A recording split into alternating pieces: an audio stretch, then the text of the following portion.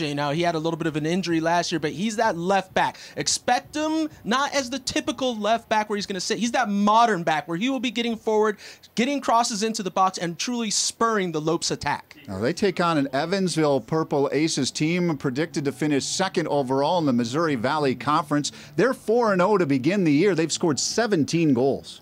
That's not bad, is it? Not bad. 17 goals in 4 games, not bad at all. That tells me a very potent attack. And they are led by Ian McGrath, their senior midfielder. They call him McClutch. Well, McClutch, well, this is why you can call him McClutch. Look at this. I mean, a little bit of confidence there. Just seeing the keepers out, he hits the long ball, finds the back of the net, but he is a playmaker. He's a goal scorer, so he's the player that's going to have to be paid attention to because McClutch can be found all over the field, popping up in dangerous. Not bad story for Ian McClutch McGrath, a walk-on at Evansville, now their leader on the field. Let's send it back down to field level and to Kate. Well, guys, before you go, you've been talking about this Lopes team. Now is tournament eligible. That time of transition is over. And I want to ask you guys basically the same question, but get different perspectives. Barry, you have been with the Lopes since school was back in last month. So I want to get your take on how exciting, if you feel the excitement around campus, now that all the Lopes sporting teams are tournament eligible. And Kobe, from a player's standpoint, if you were out on the field tonight, does it feel different in your home opener knowing that there's even more on the line this season? Yeah, Kate, there's already talk about when tournaments are going to be played, how students, faculty, staff are going to make arrangements for those tournaments. There is a buzz right from the opening week at Welcome Week when upwards of 19,000 students came onto campus here at Grand Canyon University. There's definitely a great buzz around the athletic program and the 21 teams. And I can tell you amongst the players, yes, there will be that energy, Kate. I mean, there's an understanding now that you can not only make it to the tournament, but that you can be the first to represent your university. Yes, there's that little something special that makes this game the kickoff to something far beyond. It'll be interesting who the first team to head to the NCAA tournament will be at GCU. I'm just asking right now, I'm putting it out there, I want them to qualify on one of the games we're broadcasting throughout the season, whether it's women's volleyball, men's soccer, men's basketball, women's basketball. That's all I'm asking, guys.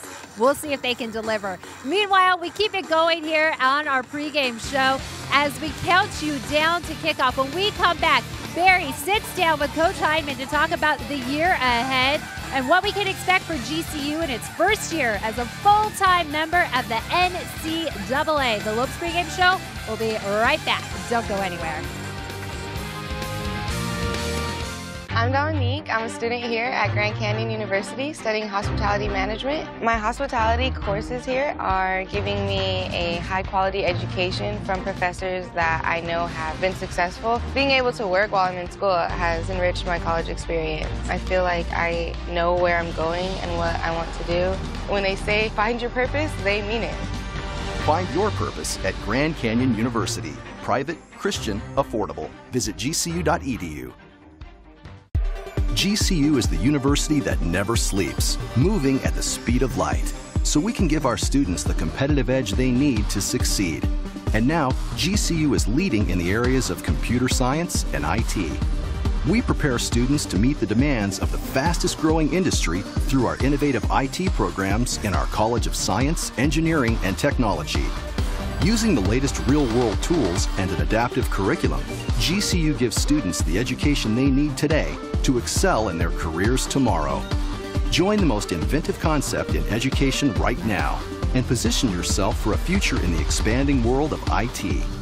GCU offers fast-track options with courses in cybersecurity, cloud computing, systems architecture, and business analytics. Find your purpose at Grand Canyon University. Private, Christian, affordable. Visit gcu.edu/IT.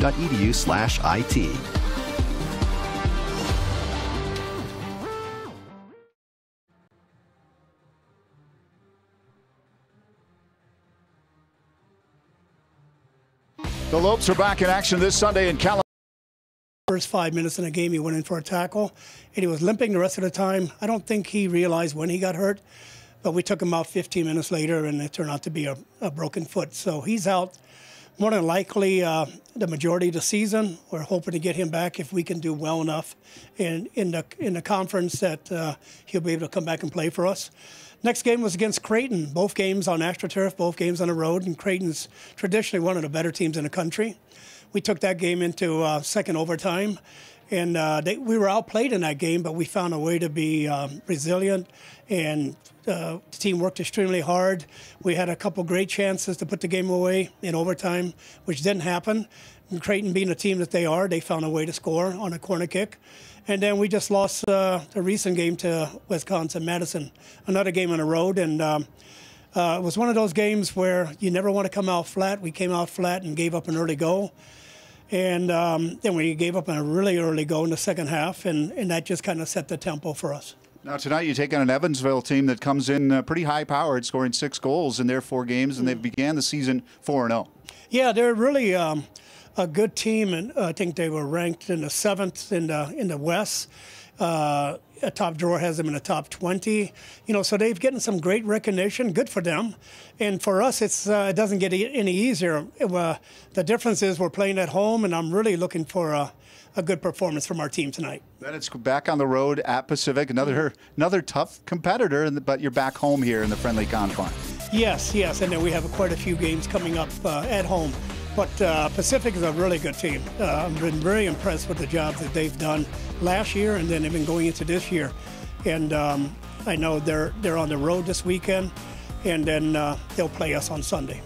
Some guys are back, and fans know these guys, especially Nicky Jackson, the Scottsdale Cactus Shadows grad. He's got the 2 goals for you this year. Yeah, he's a very good player. He scored 16 goals for us last year. And I think if we can get ourselves going in the right direction, I think he's as good as we're going to see this year. Very athletic, a nose for the goal, works extremely hard, and I know he'll be up for the game tonight. Up front as well is another kid right down the street in Maryvale, Damian Hyneman. Yeah, Damian's really come on. First couple of years, I think he put a lot of pressure on himself to score goals, and sometimes the harder you try, it seems like the goal gets smaller and smaller. But I'm looking for some good things from him. I know he's excited.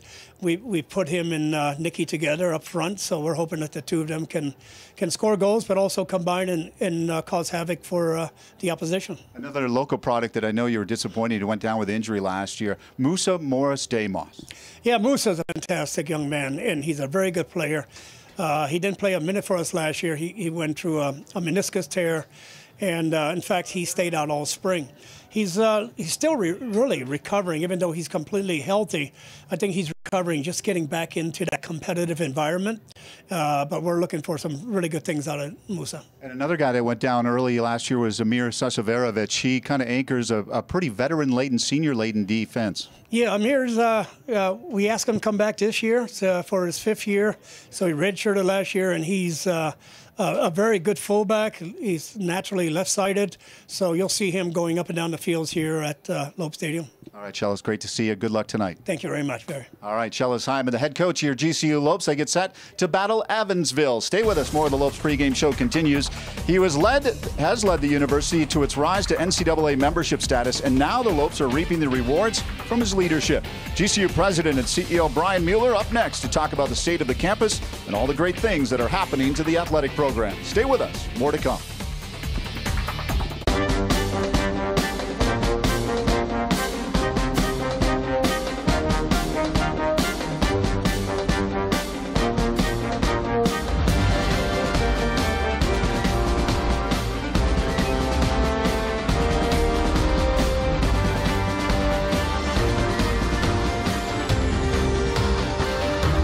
Find your purpose at Grand Canyon University. Private, Christian, affordable. Visit gcu.edu. I'm Bianca. I'm a sophomore here at GCU, and I'm studying mechanical engineering. Arizona is completely different from Italy, but that's why I love it so much. I feel honored to be here at GCU. I feel like they truly care about who I am. If you're passionate and if you work hard, you can do it, and GCU is here to support you. I will be able to apply my knowledge and make a difference immediately. Find your purpose at Grand Canyon University.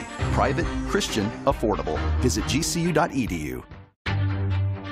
Grand Canyon University's newly remodeled golf course is thriving in the heart of Phoenix, featuring over 7,200 yards of expansive tees and tree-lined fairways, signature par 3s, greenside bunkers, premium greens, and a brand new clubhouse and restaurant.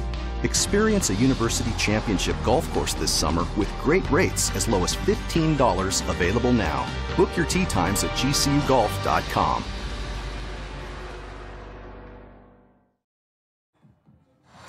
Welcome back to the Lopes pregame show. We're counting you down to kickoff for the men's home opener here at the GCU Soccer Stadium. And we want to remind you that tomorrow at 6:30 p.m. we'll be right back with you as the GCU women's volleyball team, under the direction of second-year head coach Tim Nolan, take on the Florida Rams from NYC tomorrow in action at GCU Arena. The Lopes are riding the young freshman sensations while returning some amazing starters as well. Come support the Lopes or watch the game live on Your View, Cox Channel 4, starting with the Lopes pregame show at 6:30. We will see you there, but for now, the excitement is here, downfield level at GCU Stadium. I am Kate Longworth, and I'm joined now by a very special guest, President and CEO here at GCU, Brian Mueller. Thank you so much for being here with us. And I mean, it's pretty exciting tonight when it's the home opener kickoff and you see such a great student turnout. But school has been going on for over a month now. 19,000 students here on campus. Just set the scene, what the atmosphere and environment's been like over the past 45 days. It's been a great start to the school year. You know, we had Welcome Week, which was unbelievable. All the kids got moved in by their fellow students. That's an unbelievable event. Chapel, there was 7,400 kids at the first chapel service. And so the first 2 weeks of school couldn't have gone better. And I want to congratulate you because I know it's something we've been counting down in our broadcast the past couple years, but the NCAA has granted full membership to GCU. What does that mean to the university? Well, it's been a long 4 years, but it's been a really good 4 years. I think we did better than any transitioning school in the history of the NCAA. We won conference championships. We had a lot of second and third place finishes. We had a lot of times we would have been in the tournament had we been eligible. So congratulations to our coaches and to our athletes, but this is what we've been waiting for. Now we're eligible, and the NCAA is mainly about the tournament. So everything gets ratcheted up this year. And I think it's really exciting because we've seen so much with these athletes, how dedicated they are to the sports program, how much the student body supports the program. And like you said, that was before you're tournament eligible. And now tonight, the men's soccer team, the women's soccer team, they have an opportunity to be the first Lopes tournament-bound team. What does that say about these programs, and what are you expecting? We're expecting big things. You know, we've got a world-class soccer coach. He's 31 years in the NCAA, 2 years Major League Soccer Coach of the Year. This is his third year, so he's had 2 recruiting classes. He's young, but he's very talented. These kids, and if he gets one more recruiting class, we're going to be really, really strong. I think we have a chance this year, which would be unbelievably exciting. The tournament's in Las Vegas, but it's really building on both the men's and women's side. And you hear so much about universities that once they're tournament eligible, that's when things go amazing and skyrocket with the recruiting classes. What it says about this university is that you guys have already been functioning like you're tournament eligible. You have the talent and wow, the facilities. Talk about your 10 and 2 initiative, 10 facilities in the next 2 years for the athletic department. Where are you at in that? Update me. Softball, Brazil Stadium for baseball, and the new facility for basketball. What can we see now around campus? It's always a new building. It's really going well. We've been very blessed, obviously. A new baseball stadium is going up right now that will seat 4,000. It'll be ready in February. New softball stadium is going up, and it will be ready in February. It'll seat 2,500. The basketball practice facility is in with the Clanslow Museum, which opens September 20th. You can see the new basketball. That's the new fitness training area. It's a world-class fitness training area. That's now open. You can see the softball stadium. The golf course is doing fantastic. That's the new tennis court, so we can have all our home courses, tennis tournaments. You see the golf course again. So, yeah, this has been our biggest year from an athletic standpoint in building. And I know we're excited to be broadcasting the men's home basketball game starting in November. What are you expecting from Dan Marley and his squad this year? Well, a lot of March Madness, right? First of all, we're 60 tickets away from being sold out with season tickets. So if you have an interest, there are 60 tickets left, so call the box office. So every game's going to be a sellout this year. Big recruiting year.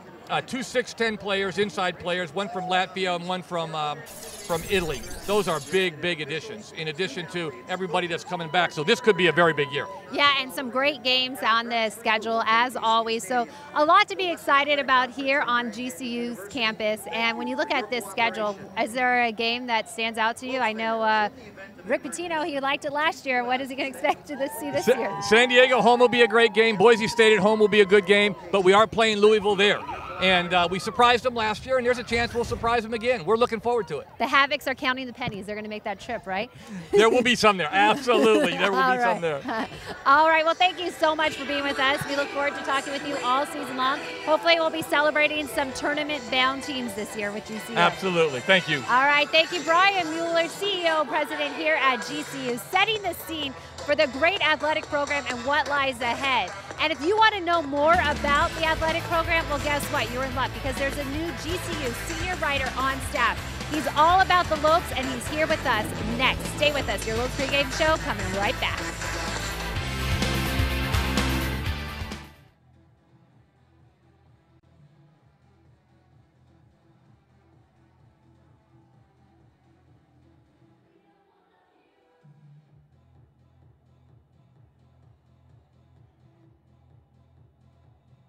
I'm Tristan, I'm a sophomore, and I'm studying biology and secondary education.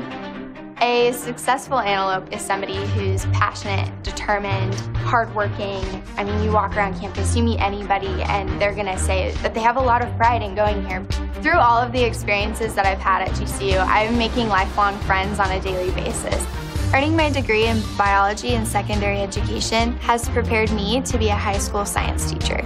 In my classes, I'm getting different, diverse perspectives on very controversial scientific topics, and that better prepares me to respond to my future students. Since I've been at GCU, I've definitely become a more confident person.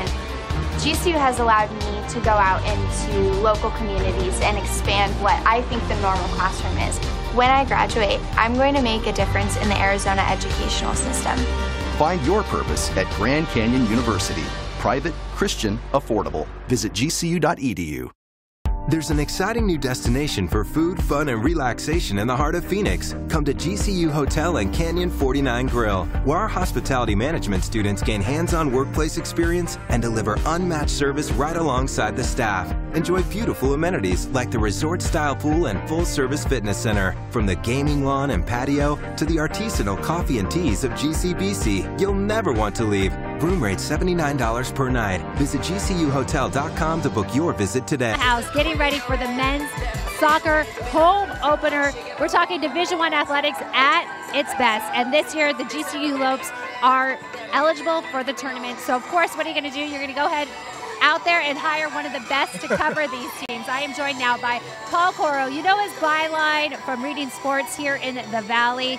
But now you're on board with the Lopes. Tell me about your new gig, and congratulations. Oh, thanks. Really blessed and excited to be here. I grew up a couple miles from GCU, so it's exciting to see the transformation of the university, first of all, but now to be able to cover an athletic program at this time in particular, as they enter this D1 active membership, postseason eligibility, and these crazy Havocs. That's a big part of it, but I've been around Dan Marley before, and covering when he was a coach, and now to see him in this role and how hard he works and transforming this program, and to meet all the people of this athletic.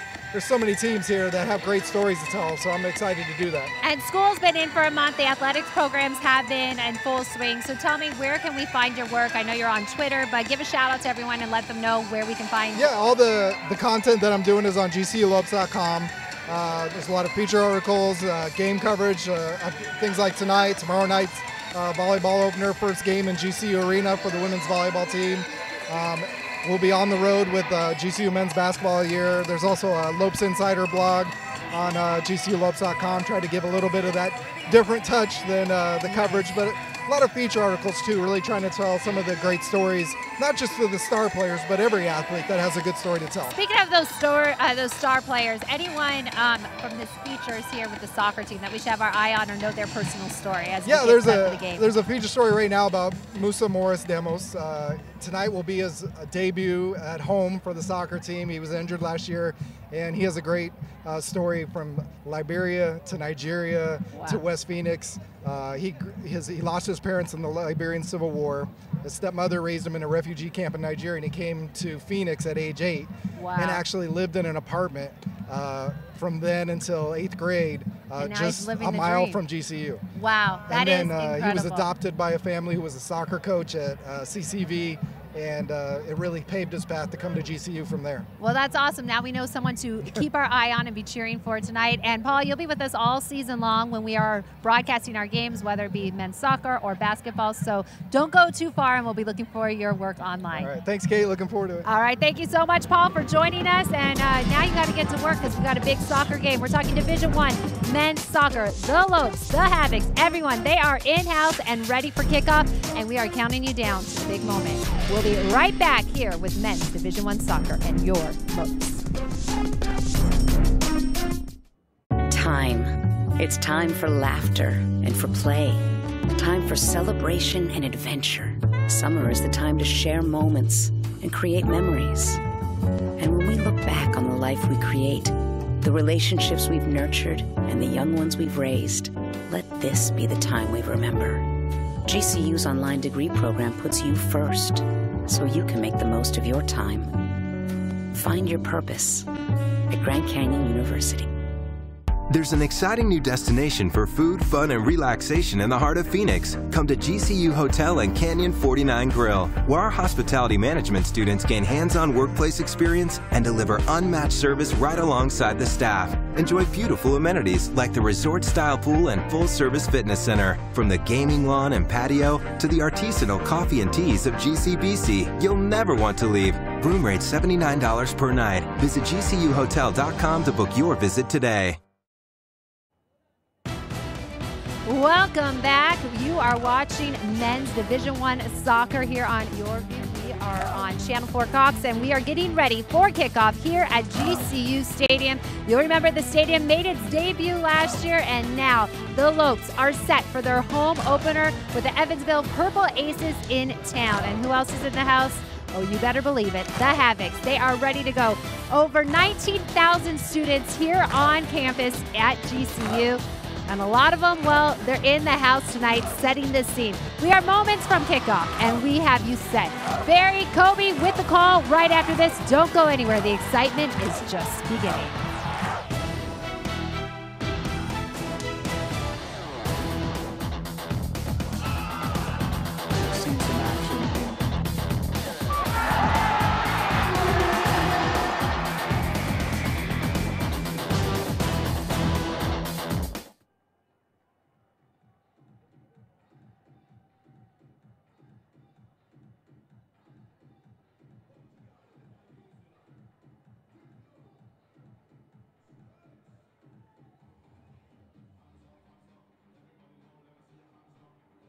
I'm Tristan, I'm a sophomore, and I'm studying biology and secondary education. A successful antelope is somebody who's passionate, determined, hardworking. I mean, you walk around campus, you meet anybody, and they're gonna say that they have a lot of pride in going here. Through all of the experiences that I've had at GCU, I'm making lifelong friends on a daily basis. Earning my degree in biology and secondary education has prepared me to be a high school science teacher. In my classes, I'm getting different, diverse perspectives on very controversial scientific topics, and that better prepares me to respond to my future students. Since I've been at GCU, I've definitely become a more confident person. GCU has allowed me to go out into local communities and expand what I think the normal classroom is. When I graduate, I'm going to make a difference in the Arizona educational system. Find your purpose at Grand Canyon University. Private, Christian. Live from the heart and soul of Phoenix, welcome to the campus of Grand Canyon University and to GCU Soccer Stadium, where tonight the Lopes host the Evansville Purple Aces in their home opener. Hello and welcome to GCU Soccer here on Your View Channel 4. Alongside Olympian and USA soccer great Kobe Jones. I'm Dury Butel. Kate Longworth will be along in just a moment. Kobe, the atmosphere here once again electric as the Lopes try to continue their home opener winning streak to 5 games. They're taking on a very tough Purple Aces squad. Yeah, when you look at everything that's going on tonight, you see the fans that have showed up, you know, the players, you can feel that energy. Talking to the coach, you can tell that they're excited about this home opener. They're excited to be back at home. And Shellis Hyneman in his 3rd year as head coach of the Lopes, excited to have this offensive firepower behind Nikki Jackson. 16 goals last season. Nikki Jackson, something special. When you talk about this player, he is the out-and-out typical striker. This is what every coach dreams of. He has the height, he has the power, he has the ability to get up in the air and to dominate, to put defenses on their heels. And that's what they're going to be looking for tonight, to see if Nikki Jackson can come up and shine. And on that back line, a senior-laden back line, and the player to look out for is Amir Sasaverovic. Yeah, Sasaverovic, you know, had a little bit of a struggle last year with the injury, but he's coming back into full form, coming from that left back position. Now, don't expect him to sit back. No, he's the modern left back. He's going to get forward. He's going to put crosses inside the box. So expect him to get up and down on that left flank. Purple Aces coming out at the start of the season a perfect 4-0. They've scored 17 goals in those 4 games. Their leader, senior midfielder Ian McGrath. They call him McClutch. Well, McClutch or McGrath, he's the player that the Aces depend upon. This is who GCU is going to have to pay attention to because he can do things like this. He has that vision from anywhere on the field to know when the keeper's cheating, to know when a player's cheating, so he can slot those passes through to really open up opposing defenses. Shellis Hyneman said before this season began, his recruiting went really, really well. They faced very tough competition to begin the season, albeit a couple of overtime losses. They are 0-3, but they have found dominance here on their home turf and in front of this crowd. This team's got to be pumped up. They have to be pumped up. It's all about home field advantage. And when you're talking about GCU, how this crowd, these fans come out and support, you got to make them happy. Coach Ray for the Purple Aces, also in his 3rd season, a longtime assistant, also a player at Evansville for the Purple Aces, caught up with the coach earlier before the start of the game. He's excited about his team this year. Yeah, he's excited. This year, 3rd season, and he said there were some issues before on the previous years, but now everything's starting to click. All the players have bought into it. Let's get this thing started. Let's send it over to Paul Denuser with our prayer and our national anthem.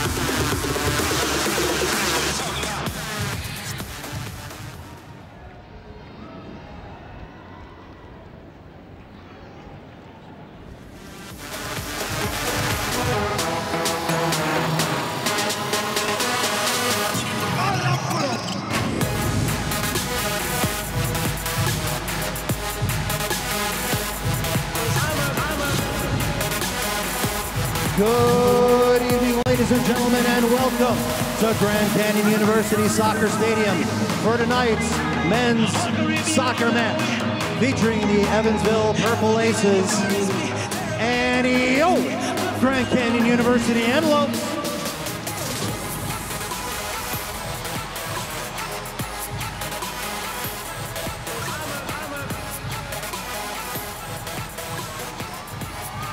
And now let's meet the starting lineups for tonight's contest. First of all, for the University of Evansville Purple Aces.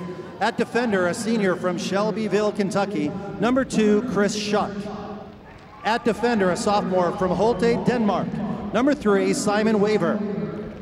At defender, a freshman from Hausstadt, Indiana, number 4, Hunter DeWeese. At midfielder, a senior from Burlington, Ontario, Canada, number 6, Arlik Tabana. At midfielder, a senior from New Lenox, Illinois, number 8, Ian McGrath.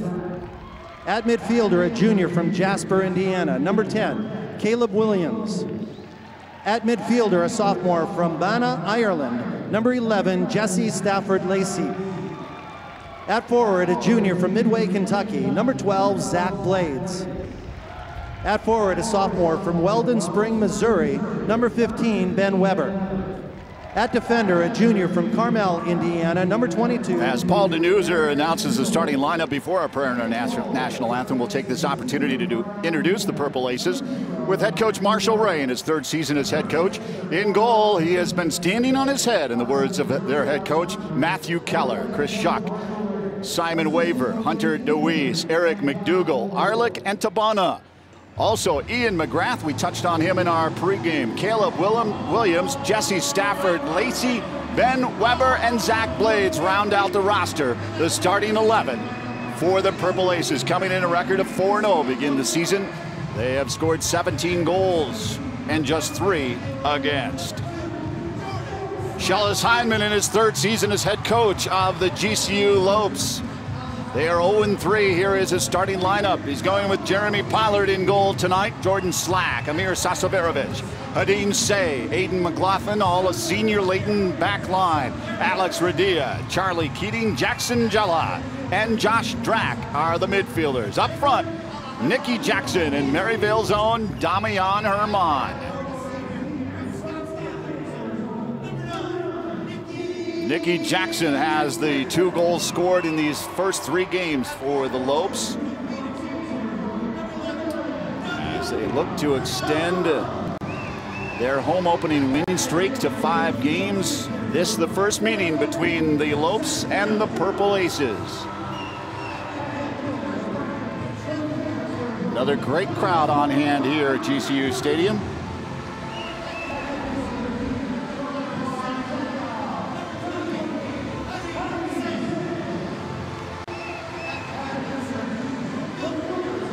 Purple Aces, as I mentioned, they've been out shooting their opponents 83-40.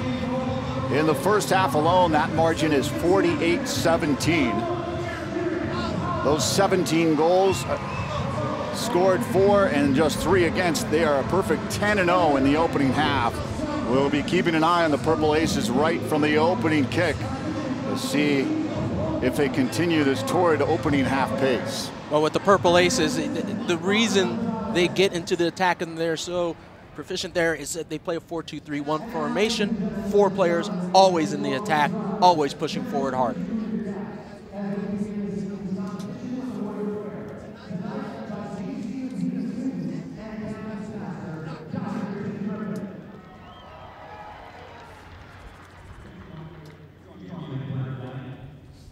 Our God and Heavenly Father, thank you for this incredible weather. Thank you for these wonderful fans that have turned out to cheer on these teams. We pray that you would watch over the competitors tonight on this field. Give them a great game. Help us to enjoy ourselves tonight. May you be glorified in this place, for we ask it in Jesus' name, and for his sake I pray. Amen. Thank you, Dr. Tim Griffin. Fans, please remain standing as we now honor America with the playing of our national anthem. The Star-Spangled Banner will be performed this evening by our very own Thundering Herd Pep Band under the direction of the Professor, Paul Cook.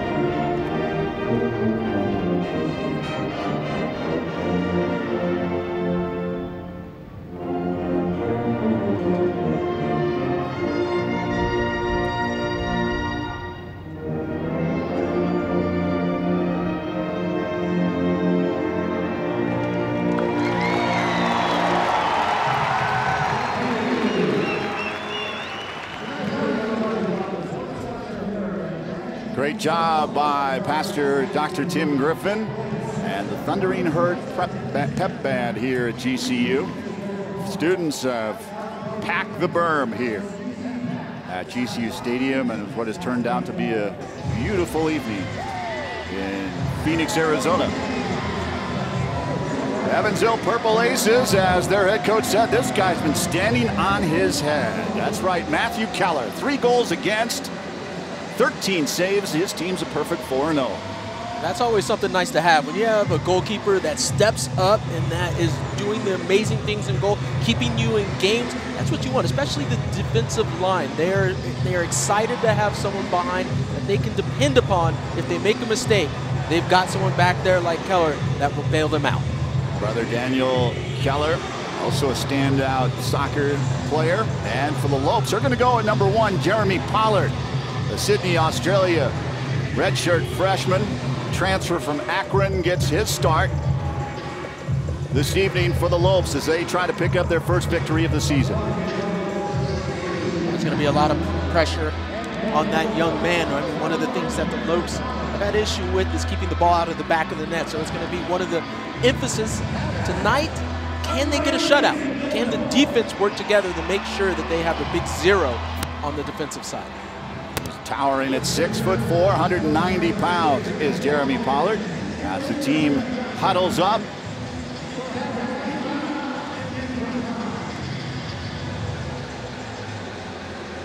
Lopes looking for some offense. Nikki Jackson's been the answer for their 2 goals in just the first 3 games of the season.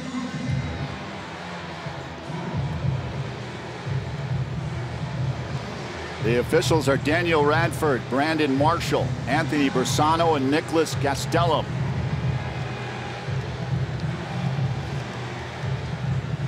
Start delayed just a few moments. The GCU women, UC Santa Barbara, battle to a 1-1 tie.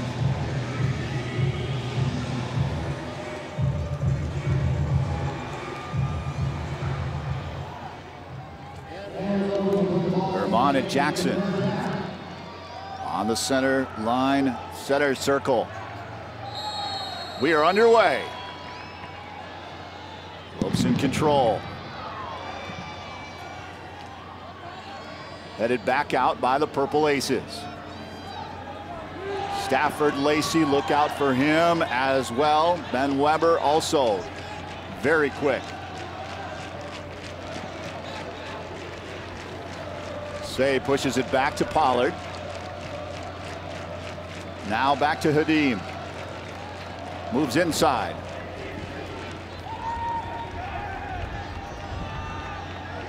McLaughlin to the near side. Pushes it up. Blocked by the Aces. Keating for the Lopes. Herman turns. Slack loses it. Coming on the ball is Entabana. Swarmed by a sea of white.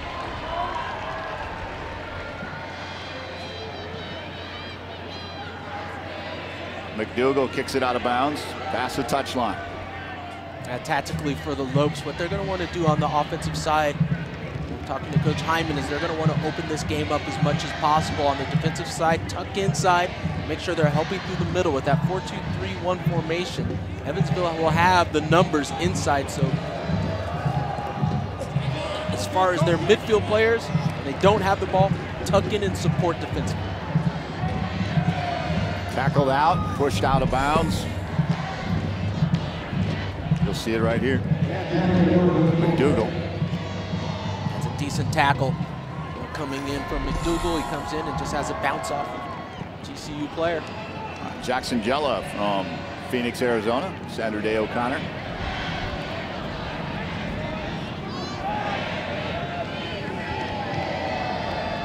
Sasaverovich back to Pollard.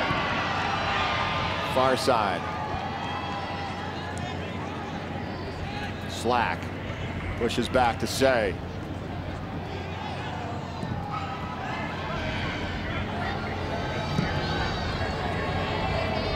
Sasaverovich looks outside, just past the touchline.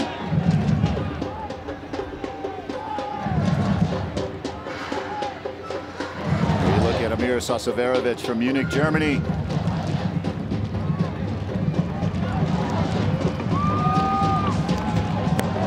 Waiver, Purple Aces, pushing back there is Williams.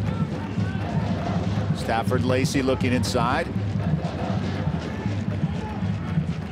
McDougal. Blades loses possession. Jella loses it. McDougal pushes back. Antabana. Possession goes to the Purple Aces.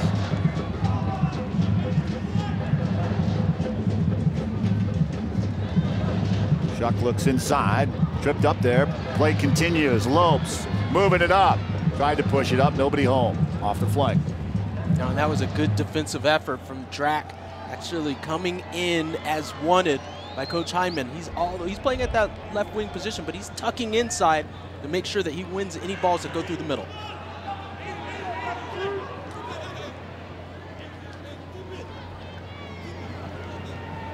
Throw in for the Purple Aces.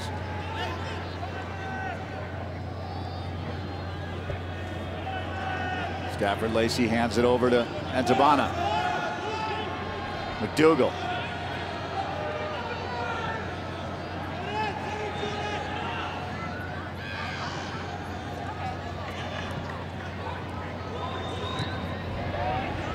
Jackson tried to push it back, picked off by the Aces.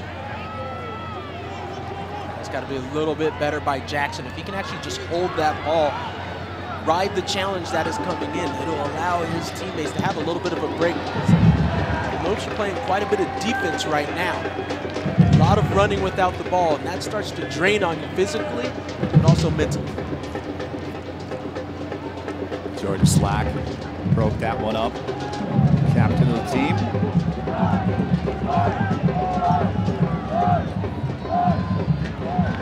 Waiver. Moves inside. Comes far side. McDougal.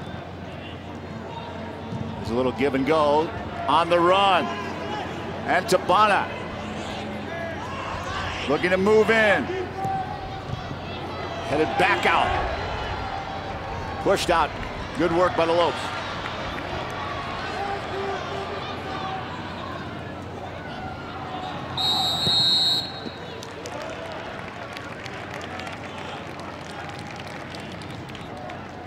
Oh, Lopes doing a good job early on here. Offsides on the play. See, this is a good line by the Lopes, just making sure that they allow the player to run into an offside position, staying in sync defensively, and that's going to be important as this game goes on, as the heat starts to take effect.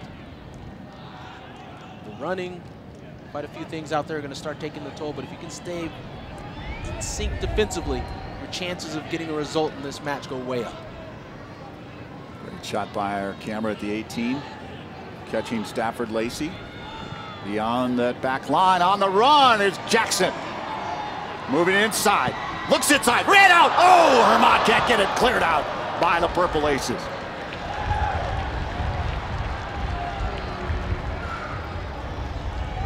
That was a great run from Nicky Jackson. This is what you want. You want him going over the top, being matched up 1v1. He has a great ball that he just drives right across the face of the goal. And just that little touch puts it off from Herman right outside the 6.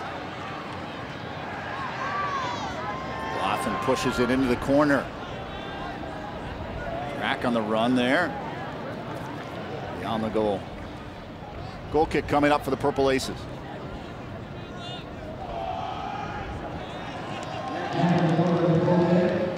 Josh Drack from Chandler, Arizona, Hamilton High School.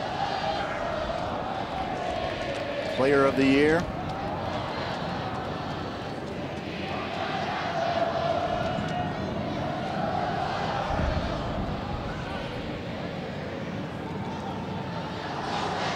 On by the Lopes. First to the ball. Beam save from Senegal.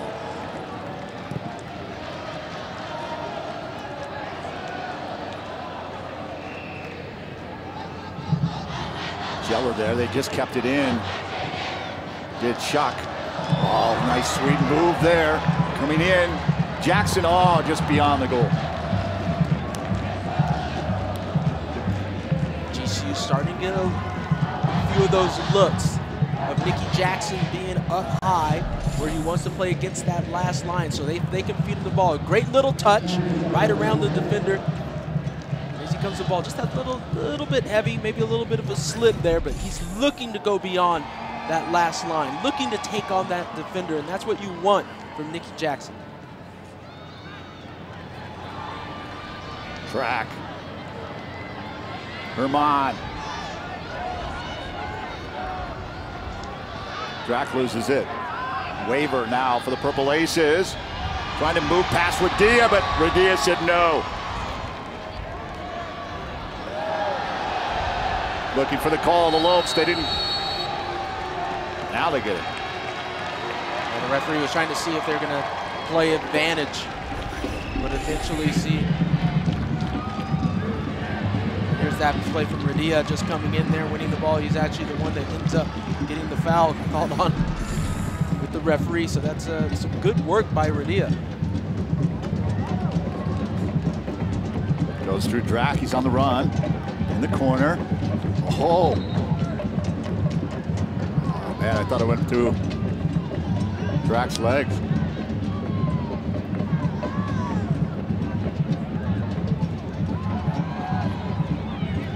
Sasaverovich, a couple of back-to-back headers. McGrath. Look out for Ian McGrath. 5 goals, 12 points overall, 3 game winners for the Purple Aces. Haven't called his name very much here early on.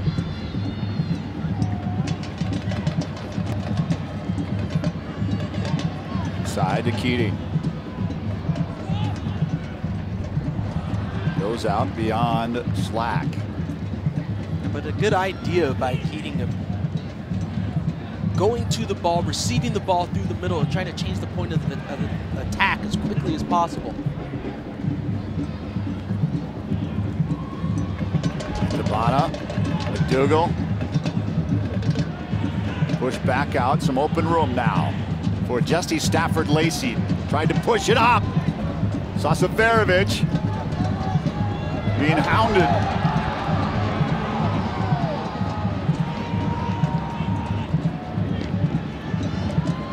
Opposite side now, far side. Slack pushed up. Jackson, Jella, he's got Herman. Jella moving in, comes from behind. No call.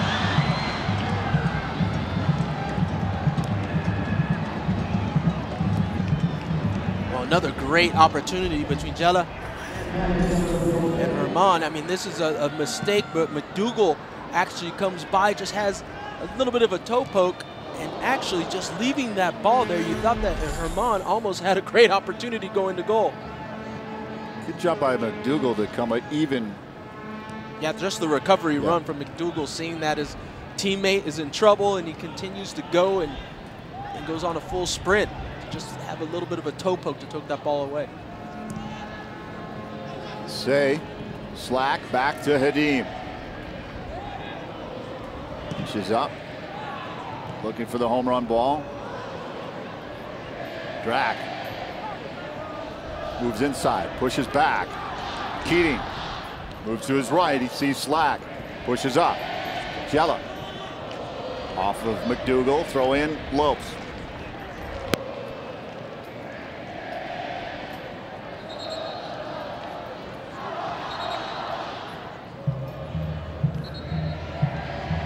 Slack to Jella. Marked by McDougal. Back to Slack. Pushes it inside. Pushed out by the Aces. Loose ball. Back. McLaughlin will push it back to Pollard.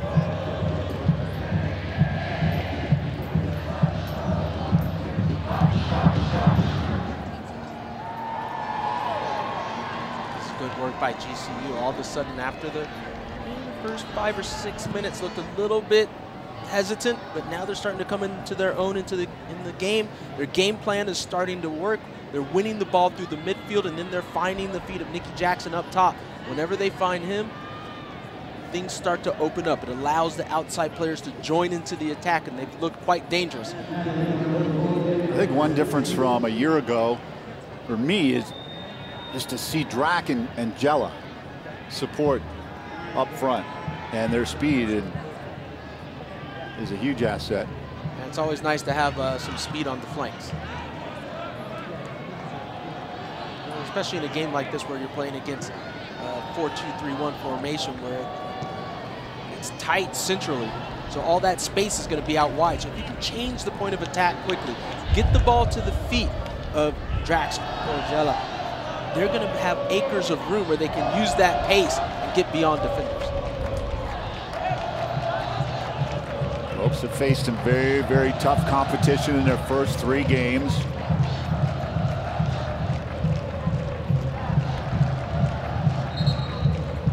At Omaha, top 20 team. Also faced Creighton there. Went to 2 overtimes against Creighton, and then at Wisconsin.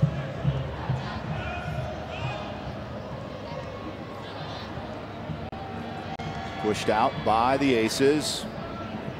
Ben Weber, it'll be throw in for the Lopes quickly. Slack. Official doesn't want any of that. We'll do it all over again. Moved up a little bit.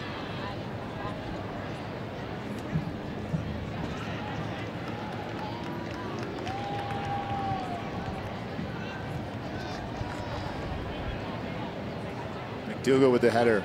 Picked up by the Lopes. Keating looked for Jella. Picked up by Chris Shuck. Shelbyville, Kentucky.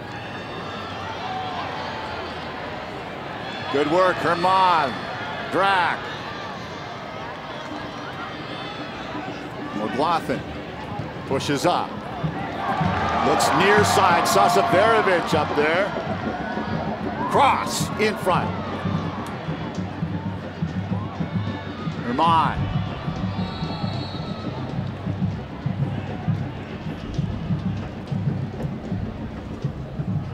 Whistle call. Possession will belong to the Aces. I think Radia gets called for a handball, but when it comes down to it, that whole play on that left flank for GCU was incredible. Drac ends up getting the ball with the big ball through from McLaughlin, and you see just this is the end of that play with the cross, the ball being kicked into the hand where the referee calls it a handball. Crew in mid-season form, capturing the handball by Radia. Jackson to Jella. Ooh, picked up by McDougal. Pushed up. Sliding tackle. Nice job there by McLaughlin. Excellent work by McLaughlin. A good defensive shift as he sees his teammate Say has gone out and is caught out of position. The ball over the top. He shifts over into that space and does a little bit of emergency defending and gets down and makes that tackle. In the corner. Oh, just saved. Beautiful by the Lopes, but picked up by McDougal. Pushed back into the corner. Corner kick coming up.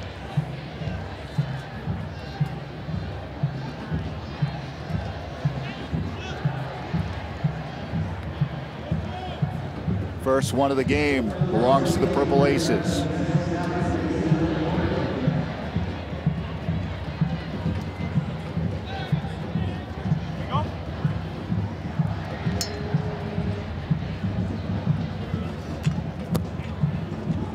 In the box.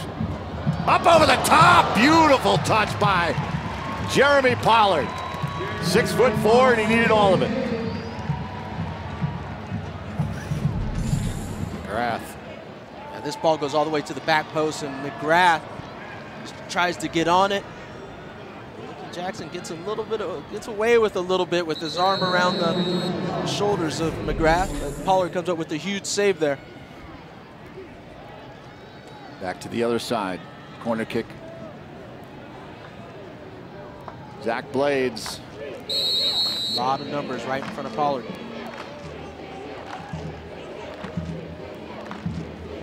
All-tournament team member Blades back out in front, pushed out by Pollard.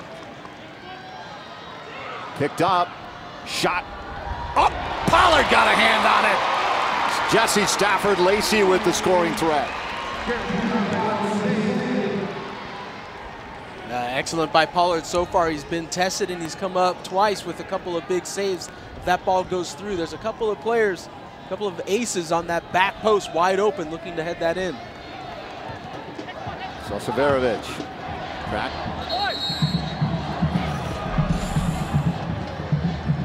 Here comes the cross in from Stafford Lacey, and Pollard just enough. Just, right there. Yeah, just taps that one away.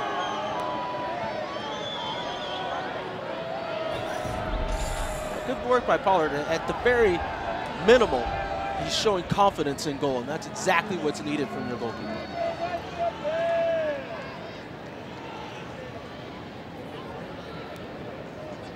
Again, the transfer from Akron, Sydney, Australia native.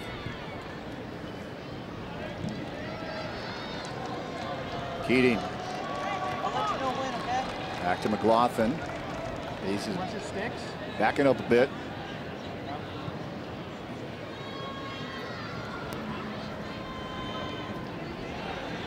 Say, Radia, Herman came off hot on his foot, picked up there by Shuck. Lopes regained possession, but quickly it's back to the Aces. Tight quarters. Weber. Stafford Lacey. Blades. Near side on the run. Simon Waver. Pushes outside. Nice slide tackle there by Sosaverovic. Let's go down to field level and check in with Kate Longworth.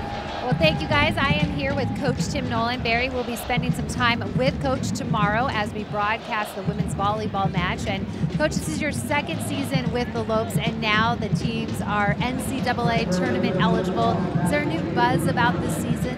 Absolutely. You know, everyone around campus is excited about being postseason eligible. You know, the soccer teams and ourselves are playing right now, but everyone's talking about it. The student body's talking about it. You can just feel the energy around campus. And you are, of course, familiar with what tournament play looks like. 9 seasons in the coaching program for USC. How did that prepare you for taking over the reins here at GCU? You know, my time at USC was spent learning a lot from one of the greats in the game, you know, an ABCA Hall of Famer. But just, you know, the preparation you put in every night, the recruiting, the long hours, it just kind of, you build every aspect of it. So you learn day in and day out that it's a constant effort. You never get a day off. Well, speaking of preparation, you're going to help me for my job tomorrow. I'll be on the sidelines tomorrow for your match. Take me through what we can expect and also who to look for and who's been standing out for you guys so far. Yeah, tomorrow I would say you want to definitely keep an eye on our 2 freshmen out on the floor, Tegan DeFalco and Claire Kavinsky, both outside hitters, young, athletic, really a great feel for the game. They're exciting.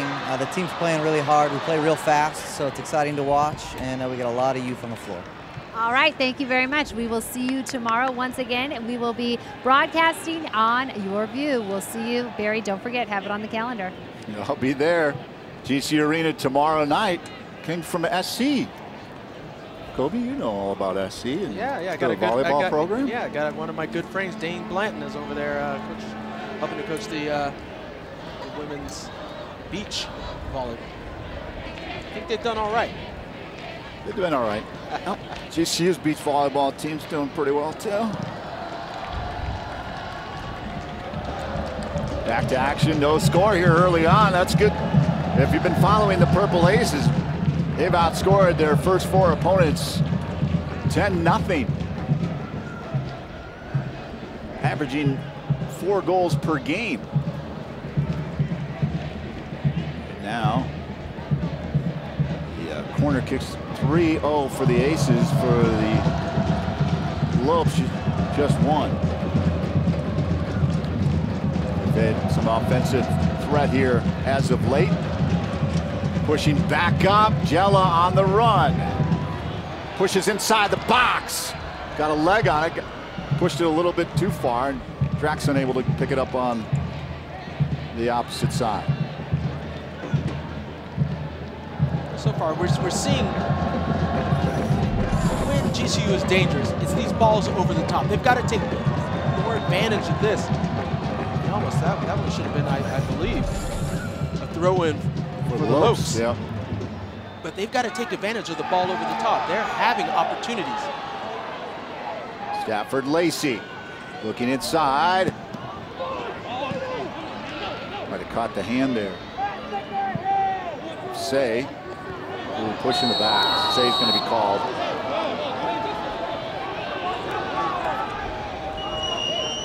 Stafford Lacey goes down. Let's take a look. Say comes in. That little push, that little bit of a shove in the back. Stafford Lacey goes down easy, but anytime you get that separation, you extend the arms at all, the referee is going to make the call. Free kick opportunity. Pushed in, easy out, throw in coming up for Evansville.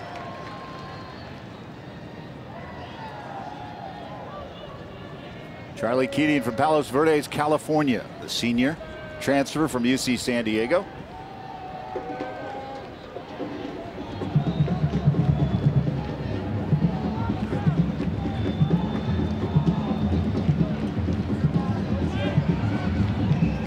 Big throw in, push back. And another corner kick coming up. Zach Blades, junior.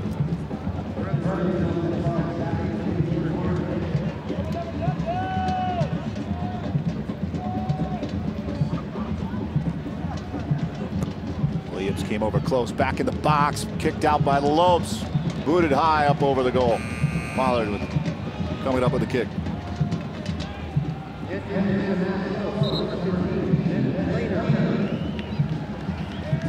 Bennett Lehner in the game for Jackson Jella.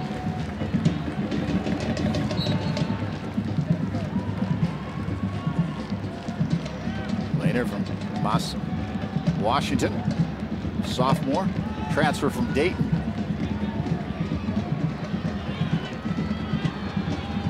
Lehner with the ball. Back.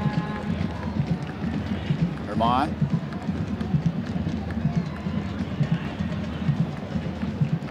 The Lopes are doing a good job of keeping possession of the ball, getting to one side. But once it gets closed down by the Aces, the next question, the next step, can you change the point of attack quickly? Can you find one of the outside players? The flank, nice move by Lehner. Slide, no call. Oh, brought down!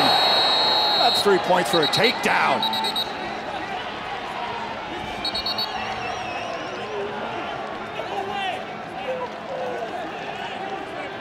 McDougal's arguing that he was grabbed, and we'll take a look at this one as Lehner goes by. There's the hard tackle, strong tackle, but a fair tackle. And then you see the push. Yeah, that's a foul on McDougal, because the initial right there was the push, and then the grab by Lehner. So the referee sees the first one and makes the right call, in my opinion. So an opportunity here for the Lopes.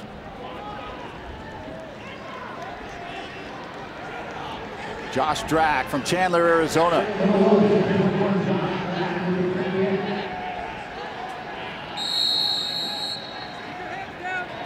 Drack in the box. Pushed out by the Aces. Back inside. Lehner can't get it back in and kicked out by Evansville.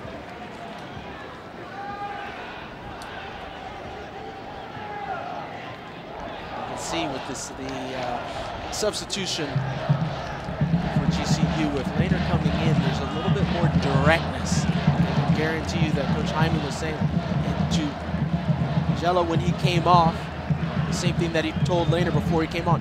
Be direct.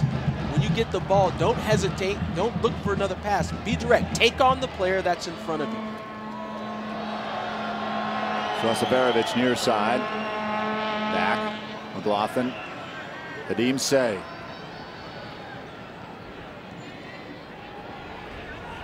Radia. Looking for an opening. McLaughlin. Back to Sasaverovich. Moves inside. Herman. Trying to work with Lehner. Picked up by the Aces.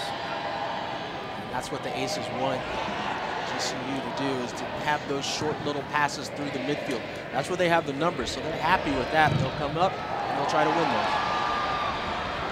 those. Opening. Drac. Trying to gain possession. Kicked out. They looked for that opportunity you've been talking about. And Tabana knocked down to the ground.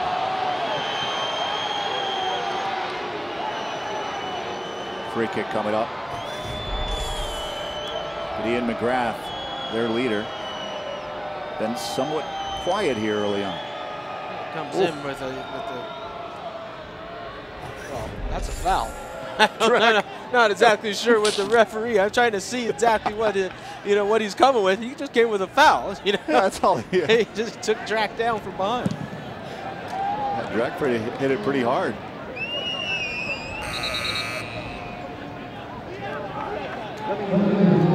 We've got Philip Johansson coming in. Melmo, Sweden. He's got a game winner. He's got 3 points. Coach talked about him prior to the start of tonight's game. He'll be up front.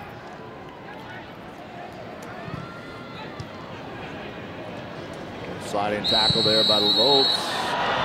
Oh my. Is there a hold there?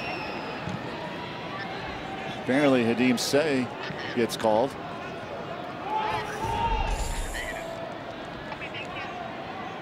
Just come in with Yikes. Stafford Lacey jumped in there, grabbing the leg of Keating.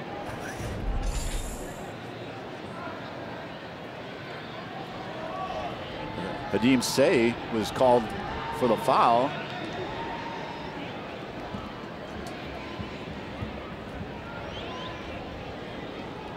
So right beyond the arc there, and a golden opportunity here for the Purple Aces. Lopes back up. Players conferring. McGrath. Stafford Lacey. Well, this is set up perfectly for a set piece. It's just about the right distance where you can get this ball up over the wall and have it dip down underneath the post.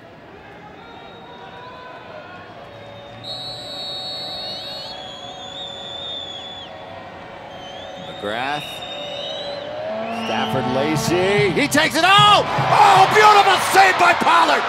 Little bit of a foot on it, slowed it down, but Pollard dove to his right.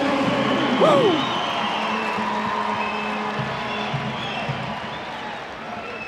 What a huge save by Pollard. As this ball is just driven low and hard, the wall jumps up, it's just to the outside of the wall, and Pollard gets down and just trying to squeak it in that little space. Brilliant save.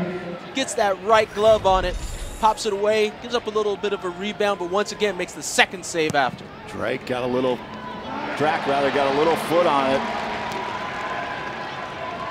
Save on the corner by Pollard.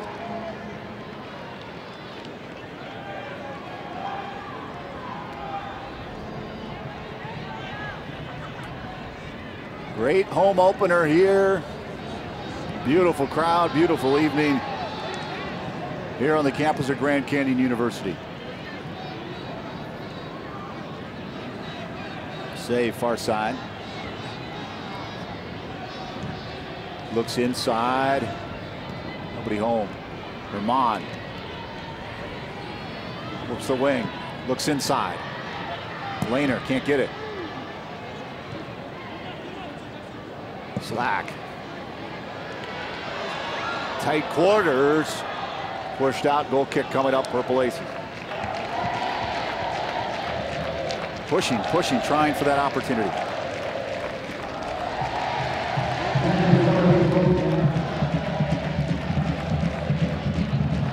$16 goals last season, 3rd overall in the NCAAs. Black Offensive Player of the Year. Somehow I'm not sure how he wasn't named for the preseason honor, but he leads the team with 2 goals in 3 games so far. Nikki Jackson from Scottsdale, Arizona.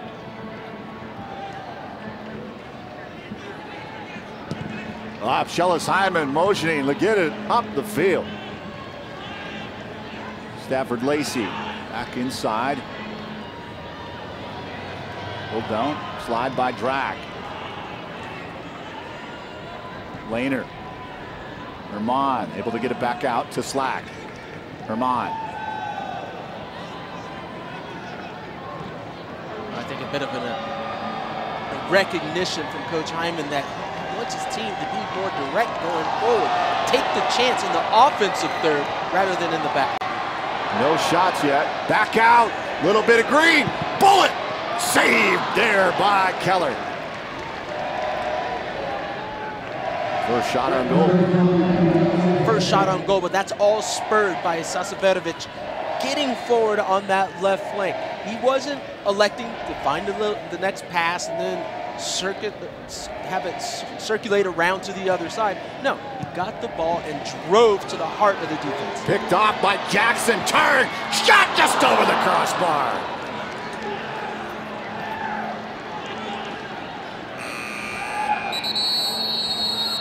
Goalie's down.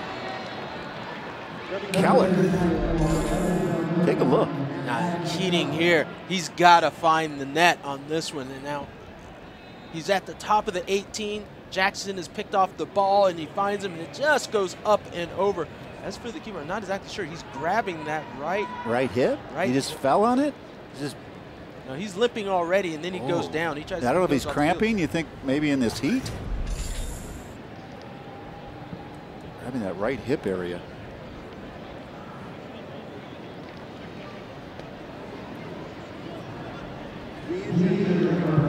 Yeah, their other goalie, Frederick Reimer, has been hurt his elbow. He's at about 90%. So he's close to coming back. There's that elbow he's got wrapped up that I mentioned. Looks like he's going to be warming up to come in. Reimer from Denmark. Quite a few international players as well for Coach Marshall Ray.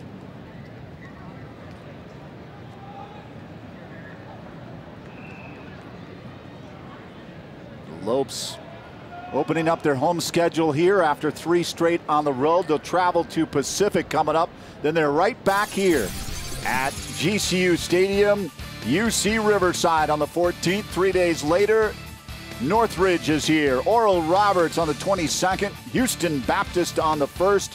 Then back on the road, Bakersfield, San Jose State, Incarnate Word back here on the 13th of October. 3 straight on the road, culminating with Air Force, Seattle U, Utah Valley. The conference schedule underway for the Lopes as they look to become the first GCU athletic program to advance to the NCAA tournament. So Frederick Reimer will be coming in for Matthew Keller, who has played outstanding for the Purple Aces in their first 4 victories to begin the season.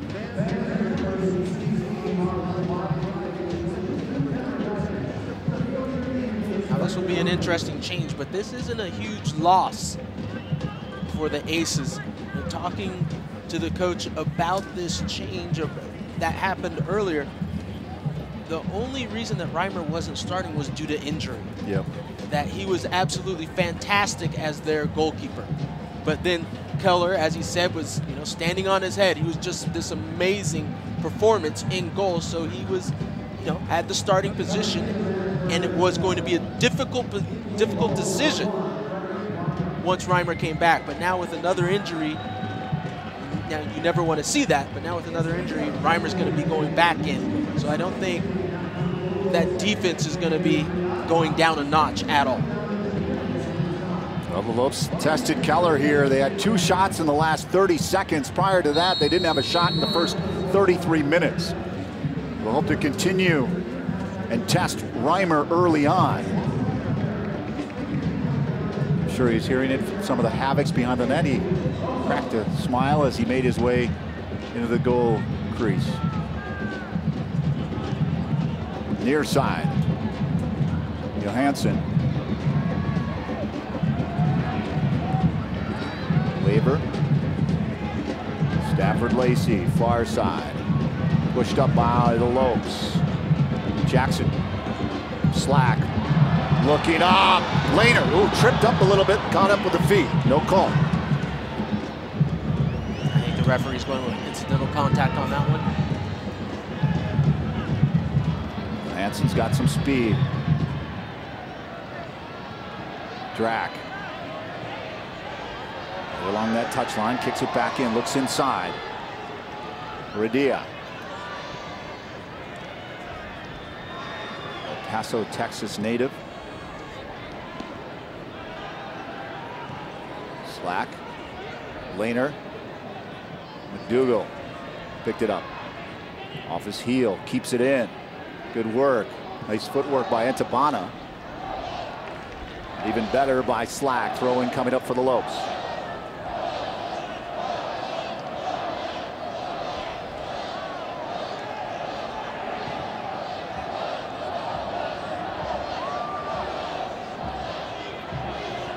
Blades. McDougal.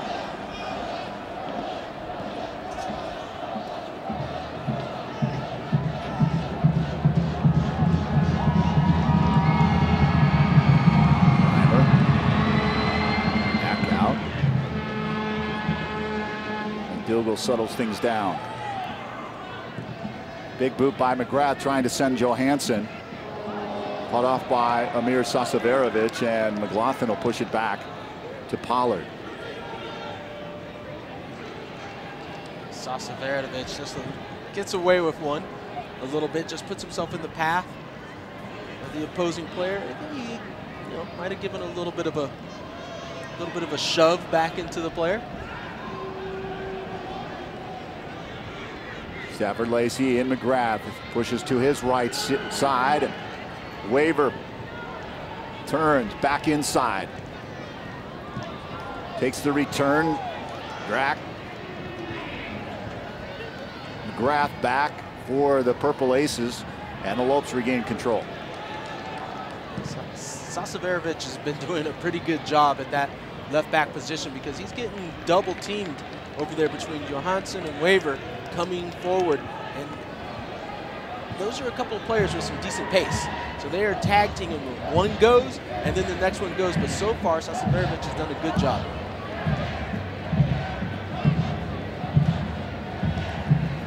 Lopes try to continue to put pressure with Reimer checking in for the injured Keller. In goal for Evansville.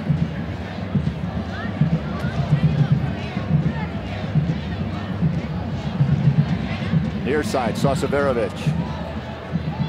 Drac. Herman. Herman with a little bit of room. Moves inside, kicks into the box. Headed back out. Jackson trying to get control. Jackson pushed down. No call. Say.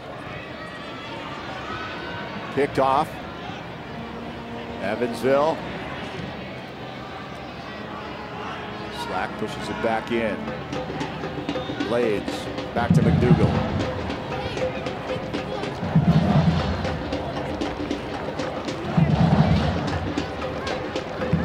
Definitely a different storyline for Evansville. They've been outscoring their opponents 10-0 in the opening half.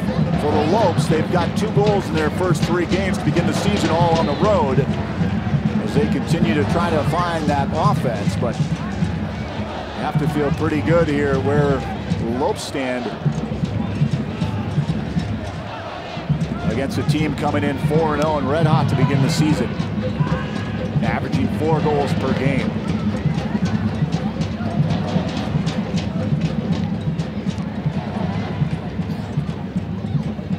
Pushes out. Johansson back inside. Overhead scissor unsuccessful by Antabana.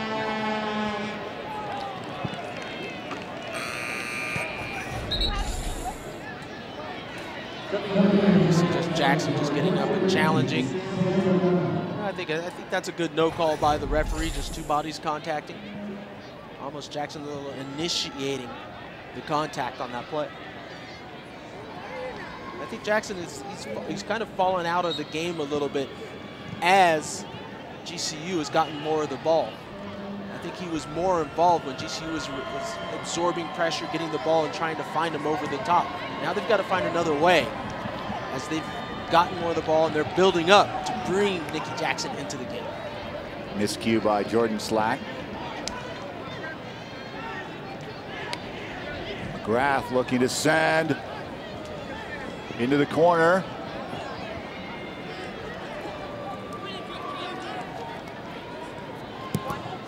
Back out front, right into Pollard. Bonanno was over there.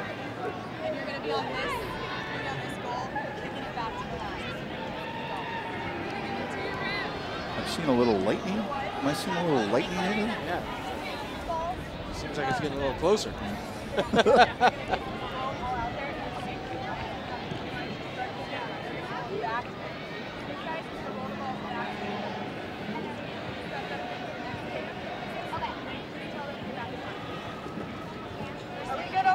Keating, Herman, back to Sasaverovich right near the touchline. Keating will inch his way up, loses it, quickly on the run. Waver all alone, taking it, pushing it up, look out, here come the Purple Ace. Pollard comes out with a save. What an excellent save by Pollard, as you just saw. That pace from Waver coming through, and then just a little pass that goes through. But watch this, as you'll see on your screen, Pollard just sneaks out just enough. With that touch, he comes out just enough and in time to come up with a huge save right here. That's a big-time play by Pollard in goal. Adam Snow was on the run.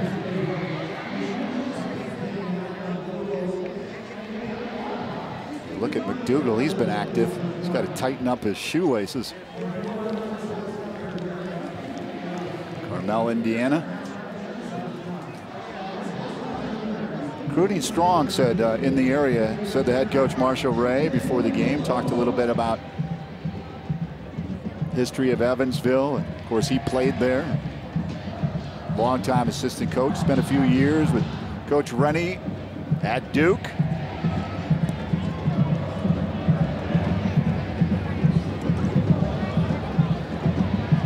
Comes out.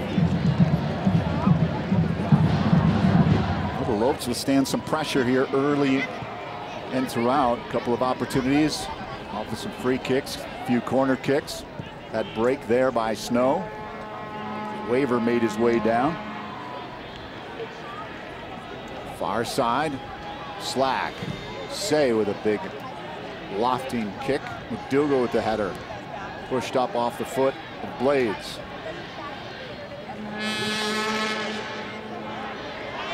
Lehner looking to move on McDougal. It's been difficult.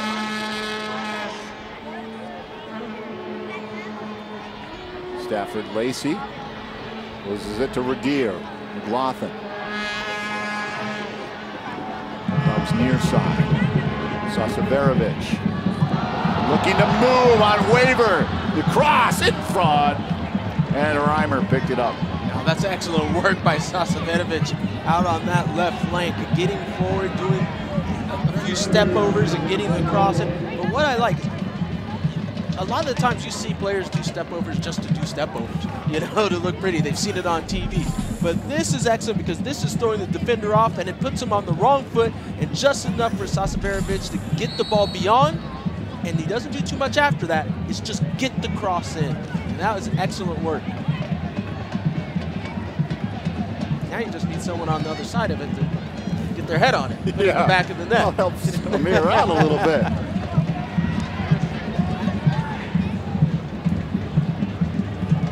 I do see that a lot with step overs. Just doing it for, not really sure. Looks pretty. Out front, big boot, left-hander.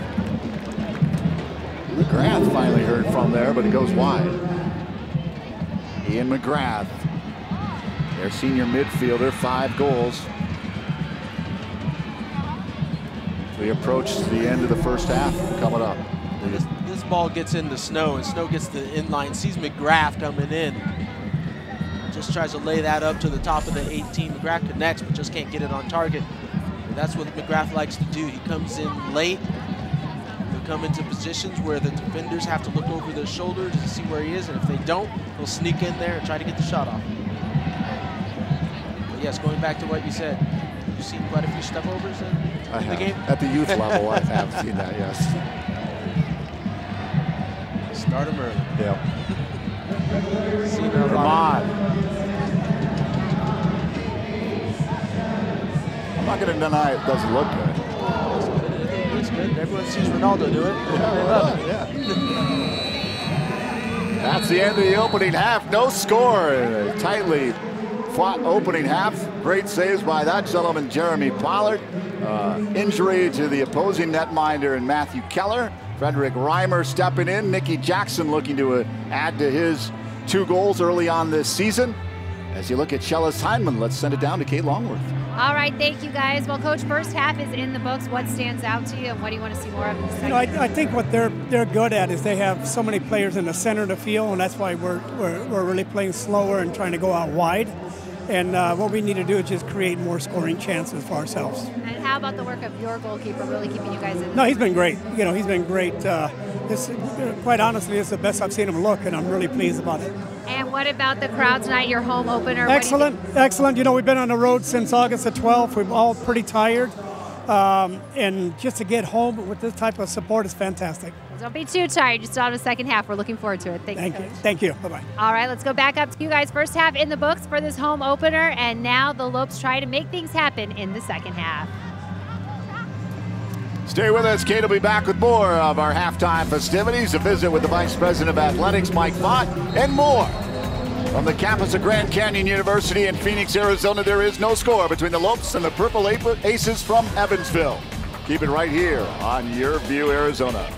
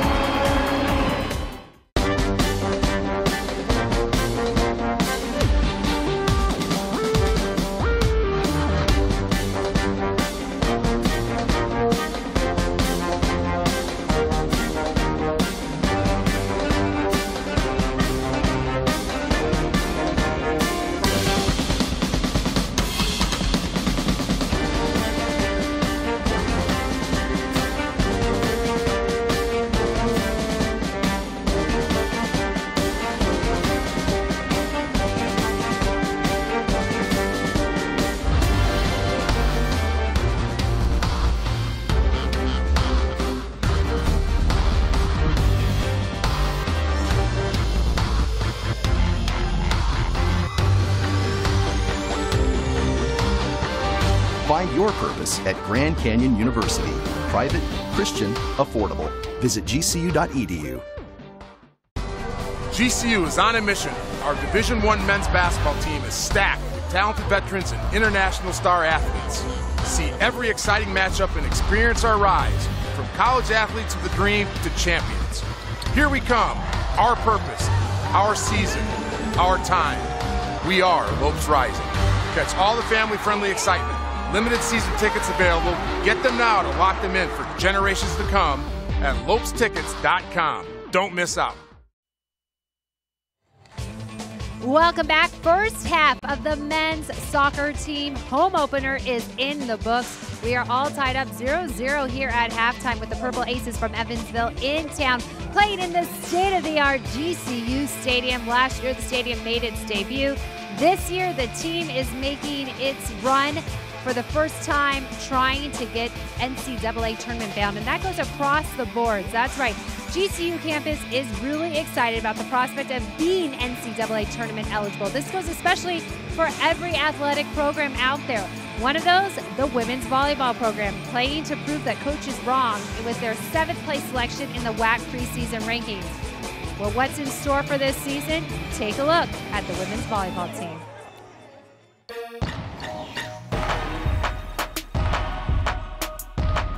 The takeaways from last season, it's all about implementing team culture and understanding systems and where we were successful and where we weren't. The injury bug really hit us hard last year. It's hard to overcome some of those things, but the biggest takeaway I have is the fighting spirit we had. And no one threw in the towel. We still competed and battled and put forth our best effort every night. That's something those kids can be proud of and really hang their hat on.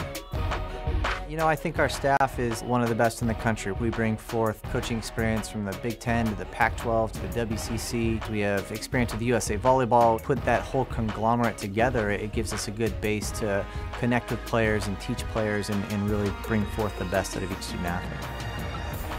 We return 6 out of 7 starters. We return our top 3 point scorers from last year. We have 6 seniors, and we look for a lot of senior leadership, really helping bring the younger players along, showing them what our culture is as a team. So I think those returners are going to have a huge, huge role. A player I think the crowd is going to love is Tegan DeFalco. She is an undersized pin hitter from Southern California, has volleyball in her blood. She's a fiery competitor, and she's going to add a little bit of that competitive swagger to our team.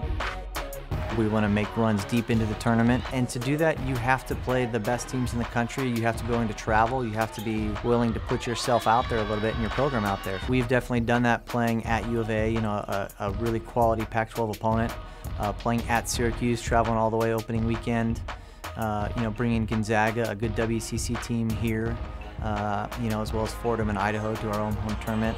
We're willing to travel to play the best. We understand that, and that's kind of where our program is, and we look forward to those opportunities. The fan experience for us in the arena is going to be exciting. It's going to be interactive. We want it to be fun for the whole family. We want it to be loud and crazy. We're really excited about the environment that we think we can provide here, and we can't wait to get in there against Fordham. Our goal is to finish in the upper half of the conference, to get in that conference tournament, and to really make some noise and see if we can sneak into the finals of it. We're going to be a team that gets better all year. We want to be a top 25 team. And yeah, it's going to take some time to get there, but no one wants it to get there any faster than I do.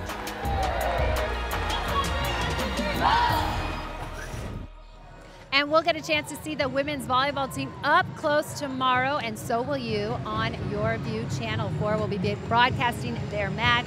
I know I'll find this guy there because when it talks GCU athletics, Mike Vaught is never far away. You're in your 4th year here at GCU. I think time flies when you're having fun. How would you kind of summarize what it's been like these past 4 years for you? Well, it's gone fast. It's been exciting as you can just look at our campus and see the growth. It's incredible what President Mueller and his leadership team's done at GCU. And our athletic department's the same. We're growing by the day. It's really exciting.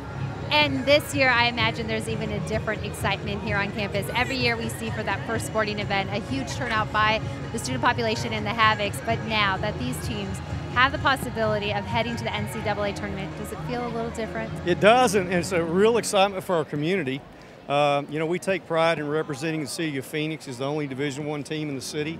So it's an exciting time for our city. And to have our student athletes and our fans and everybody at GCU to have the opportunity to participate in postseason play, it's really going to be a special year. And already these teams are so competitive across the boards in really every athletic program here. Now that you can recruit for NCAA tournament play, what what does this mean for these programs? I imagine the sky's the limit. Well, it is, and our coaches have done an unbelievable job the past 4 years maintaining and building their programs when they couldn't go to postseason play, because that's tough, recruiting kids in, and we want to thank those student athletes that made that commitment to come to GCU and help build a foundation for the future to give many kids an opportunity to play Division I sports here in the future. So we want to thank those kids, and this year it's going to be incredible. Like you said, we've had a lot of success the last couple of years with our teams, and we're expecting a lot of success again this year. Premier coaching staffs here across the boards, but also some amazing facilities.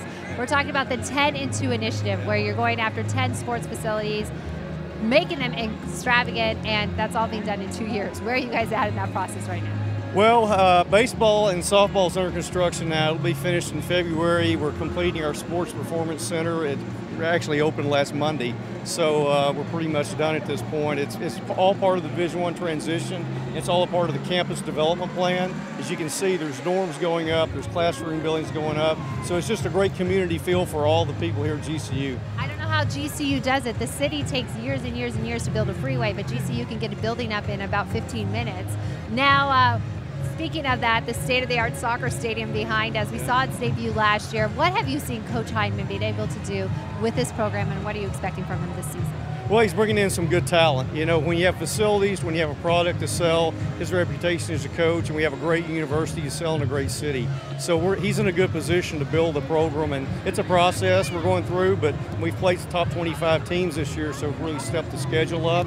We've lost most of those games in overtime and double overtime, so we're expecting a lot of good things. It's a great group of kids. Hoping for some great things in the second half. Thank you so much, Mike Bott, for joining us here on the Lopes Halftime Show. And we still have plenty more coming your way. Right after this, Barry Patel back with us, and Kobe Jones as they break down first half play between the Lopes and Purple Aces. It's a sea of purple out here. Which team will prevail? Well, only time will tell. We'll be right back on Your View, Channel 4. I'm Tristan, I'm a sophomore, and I'm studying biology and secondary education. A successful antelope is somebody who's passionate, determined, hardworking. I mean, you walk around campus, you meet anybody, and they're gonna say that they have a lot of pride in going here. Through all of the experiences that I've had at GCU, I'm making lifelong friends on a daily basis. Earning my degree in biology and secondary education has prepared me to be a high school science teacher. In my classes, I'm getting different, diverse perspectives on very controversial scientific topics, and that better prepares me to respond to my future students. Since I've been at GCU, I've definitely become a more confident person. GCU has allowed me to go out into local communities and expand what I think the normal classroom is. When I graduate, I'm going to make a difference in the Arizona educational system.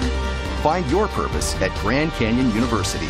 Private, Christian, affordable. Visit gcu.edu. There's an exciting new destination for food, fun, and relaxation in the heart of Phoenix. Come to GCU Hotel and Canyon 49 Grill, where our hospitality management students gain hands-on workplace experience and deliver unmatched service right alongside the staff. Enjoy beautiful amenities like the resort-style pool and full-service fitness center. From the gaming lawn and patio to the artisanal coffee and teas of GCBC, you'll never want to leave. Room rate $79 per night. Visit GCUHotel.com to book your visit today. Back live at GCU Stadium at the half. There is no score between the Lopes and the Purple Aces from Evansville. Barry Patel, Kobe Jones back upstairs. This is a game, well, I'm sure the Lopes probably are pretty pleased at 0-0 score after the Purple Aces have outscored their opponents off to a 4-0 start, 10-0 in the opening half. As Shell has talked about, though, to Kate, they want the play to move to the outside, and because they've got some speed on the inside, does Evansville. Yeah, I think the big issue is making sure that you can attack the flanks. With all the numbers on the inside and all those players, it just crowds that area. So if they could change the point of the attack, allow their flank players to get the ball and then go quickly, that's when they have the success. Let's take a look at our opening half highlights, and Nikki Jackson and Damian Herman putting on some heat. And when we look at it just early on, this is a little bit of the success for GCU, going over the top into those flank areas. Nikki Jackson getting on the end of the ball, trying to find Herman, but just out of reach. Once again, another ball over the top. We see Jella going at it, going at pace. Maybe not as quick as we would like him to go forward, but still, that's where GCU is finding that success. But the Aces on the other side, set pieces. Once again, McGrath getting in a dangerous area, always popping up where you least expect him to be, but a good save by Pollard. But then once again, we saw it. We saw Charles Hyneman say, be more direct. Well, you're starting to see it. Lehner starts going forward, starts attacking. Everything starts getting a little bit more chippy with this game, and then you see Pollard come up with a huge save here off of another set piece from the Aces. And, when you have a goalkeeper that's feeling confident, that just bleeds out into the rest of the team. Now, on the flip side, I think it was off of that little pass, that poor pass there that is picked up by Nikki Jackson, where GCU almost has a chance to score. You see a little bit of a call right there from Keller. He needs to come off the field, and they have to make the change. Yeah, Reimer comes in off the bench, and the Purple Aces continue to put on some pressure late.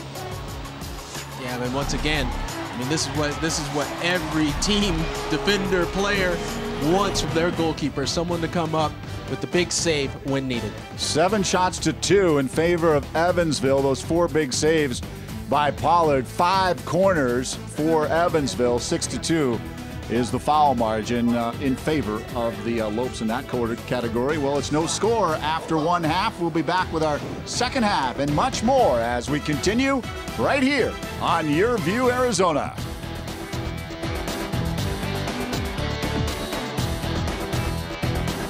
I'm Bethany. I'm a junior at GCU, studying Christian Studies with a minor in psychology.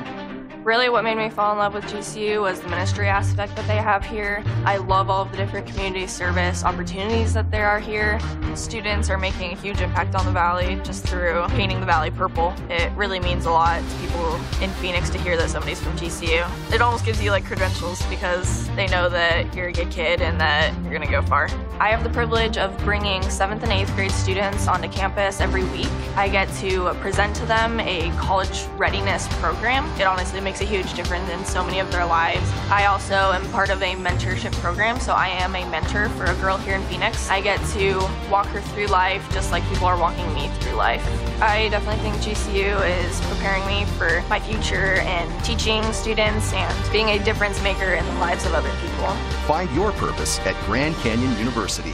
Private, Christian, affordable. Visit gcu.edu. I am Laura Lozoya, and I am majoring in biology with an emphasis in pre-med at Grand Canyon University. The dorm life at GCU definitely helped me build relationships, and I've made great friends on this campus. The quality education here is great. You're testing your limits, but you're going beyond them. It all comes together. The sciences, the ethics, and just everything. It's a beautiful thing. Grand Canyon University. The quality of a private Christian education. The affordability of a state university. Visit gcu.edu. Back live at GCU Stadium, Barry Butel, Kobe Jones, and Kate Longworth. No score, Evansville and Grand Canyon University.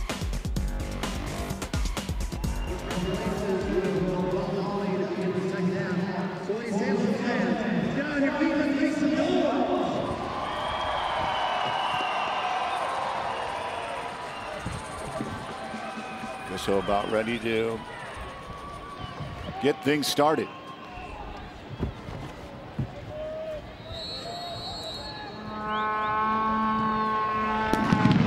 They kick up the field. Not sure if that was the Grand Cannon I heard in the corner or something else. Or a strike of lightning. Thunder. Herman moves inside. Herman, he saw the run coming up the right flank, and he had the opportunity to hit it the first time, but he just didn't trust it. He took that extra touch, and that extra touch allowed the defense to shift. So when the ball went, they could pick that off. Wind is definitely kicked up here.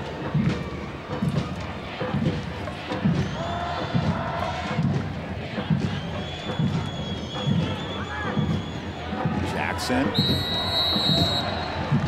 draws the call. Opportunity just beyond the 18 for the Lopes. And this is what you want Jackson to do. If it's a situation where he isn't going to be getting the ball over the top, then can you get the ball to feet? Can you hold it up? Can you ride the defender that's on your back? And Deweese comes in, and he ends up picking up the foul, just holding him off and frustrating the player.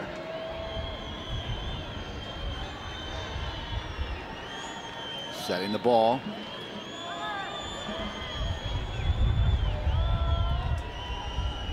Is Drack. Look at that wind kick up. Some of the dust in the area. It's a deep, deep line by the Aces.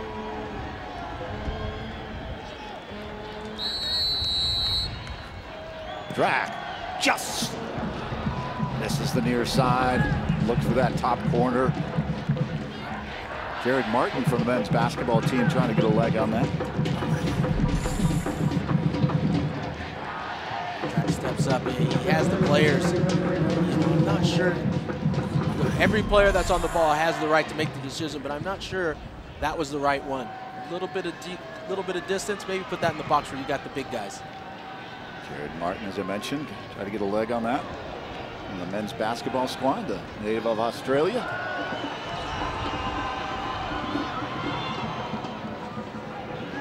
Good work there by the Lopes. Drack on the run. Tries to push it up. Look for that ball for Jackson. Doesn't get through. Shuck pushes it past the touchline. Jackson turning. Look back inside for Hyneman. Purple Aces moving it quickly. Johansson inside. Turning. Snow loses it. Drack. Hyneman. That right arm pulled, but pulls away. Radia. Far side. Right along that touchline. Knocked out by Johansson. Throwing quickly by the Lopes. Hyneman stays with it. Moves inside. Back to Sasaverovic. McLaughlin. Nadim Say. All the way to the near side. Slack.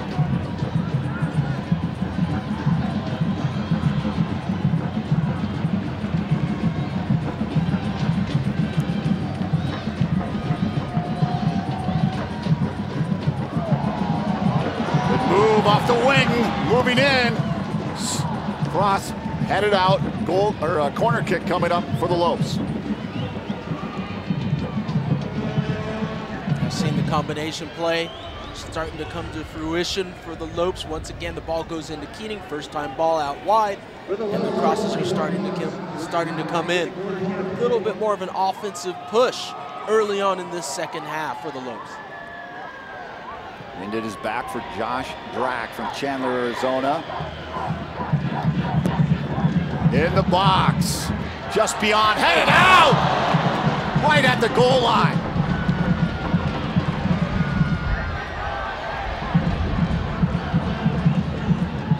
Sasaverovic.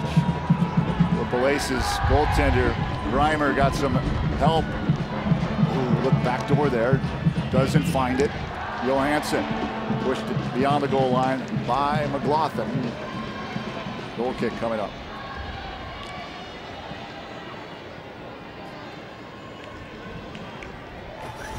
Well, this is a great ball that is put in, and then just at the back post, you see McLaughlin just puts that one in, and it's Blaze that saves that one off the line.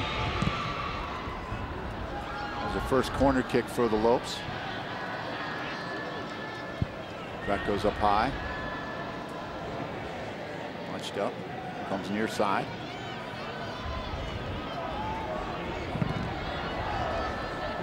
Blocked by the Aces. Kick out. Throw in coming in. Cabana there battling it out. McDougal to throw it in.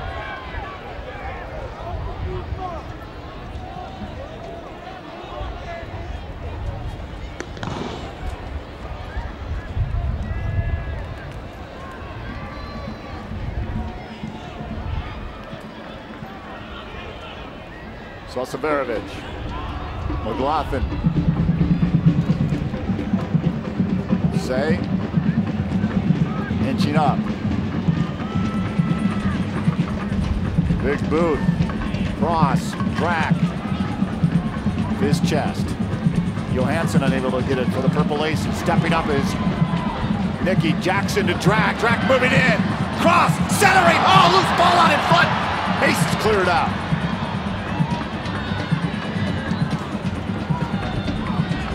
Quickly the counter on the run. Pushed up, blocked there. Good job by the Lopes. On the touchline by Snow. What a job that GCU is doing in this second half. This is a great combination play out on that left flank. You see Drac comes in, just drives that across, but Frederica Reimer gets down, makes a great save because the numbers are charging in at that back post.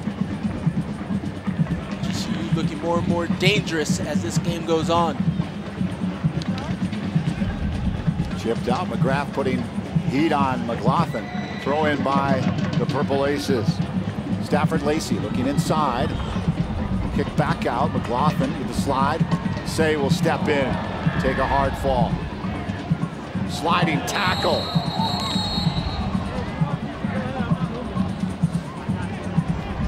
Dougal looks like he's down. Yellow card. Laner that picked it up. Dougal has been all over the field.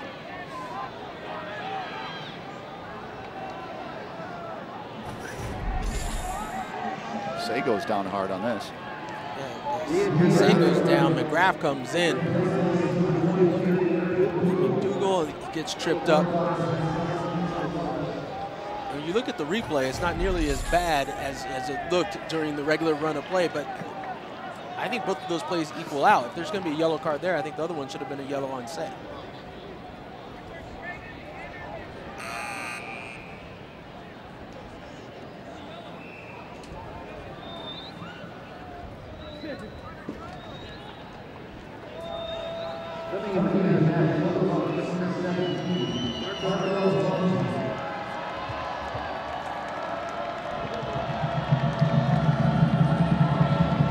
There is lightning in the area, folks.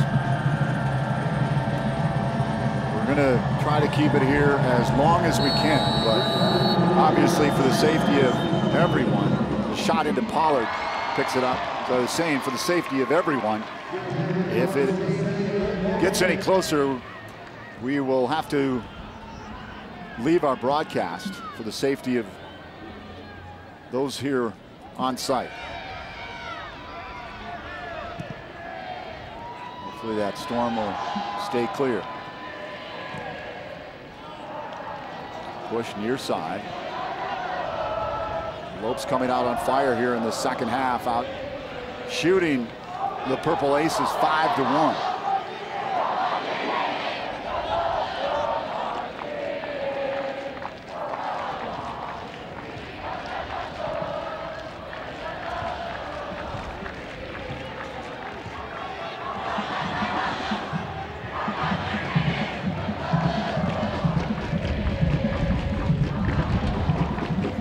Back in the corner it goes, off the wing.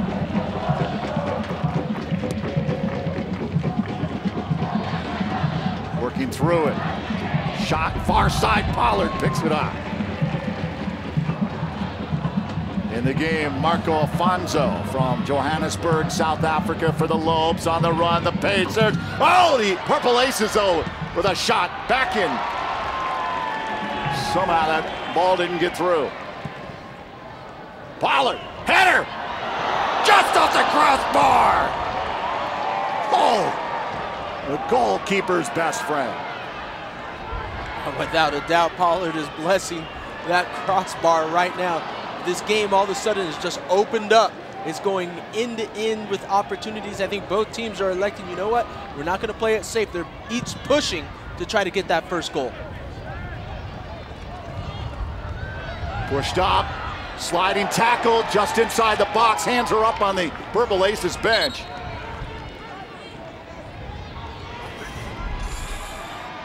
Over these last few minutes, it's just been opportunity after opportunity. Pollard comes up with the save as the ball just hits off the inside of the leg.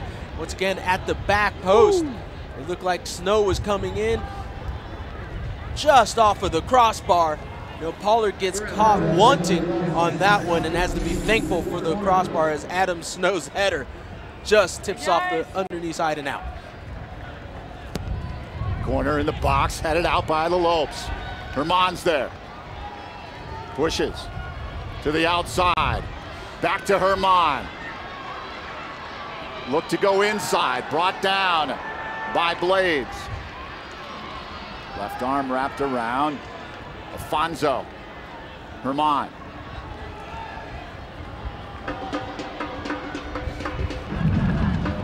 Sasaverovich.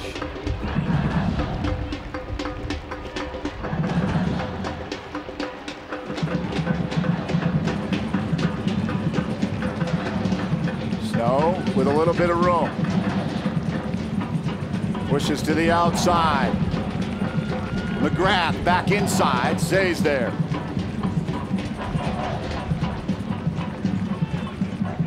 Things opening up a bit. On the run is Jackson. Booted out by Reimer. Hyneman stays up, battling, busting through. Staying with the ball. Pushed out by the Aces.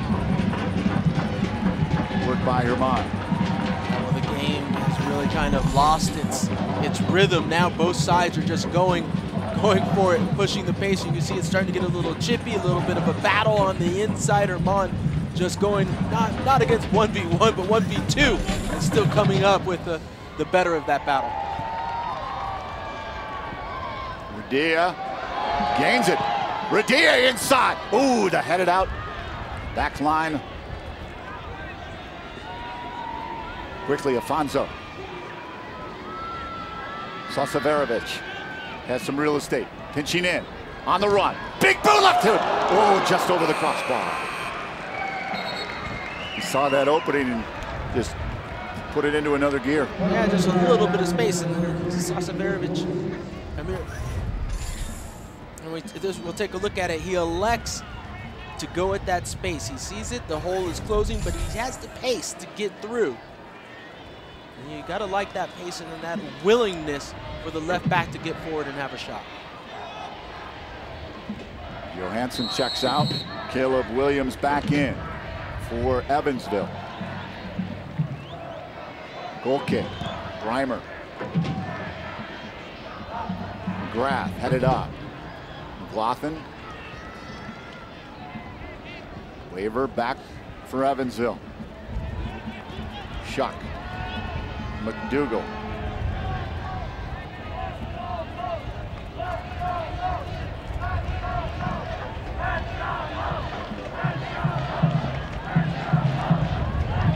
Far corner, McLaughlin back up over the top.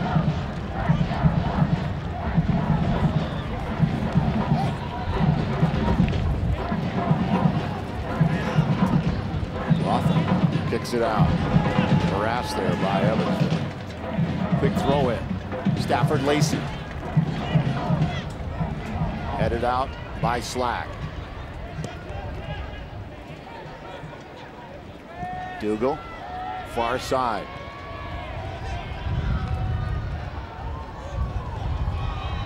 Waiver. Looks inside. Pollard's there. Play by Evansville. Hyneman hustles after it. Passes the touchline. Getting a little bit lax in the back. I think it's just allowing this ball to bounce. Not the right decision. You know, the defenders have to step in there. Say's got to step in there and try to clear that one out before it gets into that position where Pollard is pulled off of his line. Tabana was the Evansville player busting in.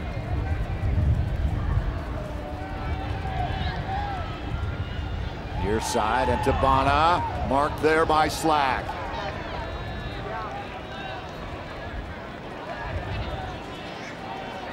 Ashfield, England native, Jordan Slack. Sweet move by Drack.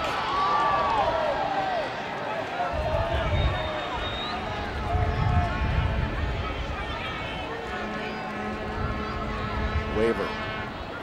Alfonso on him. Jackson tried to cut it off.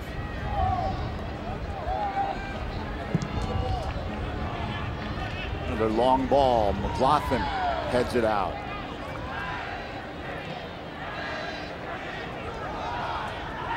Snow. Williams.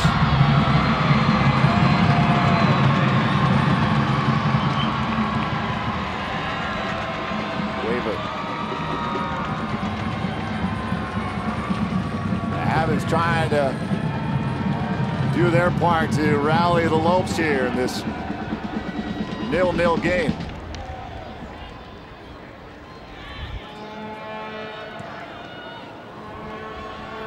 Far side to Amir Sasaverovich.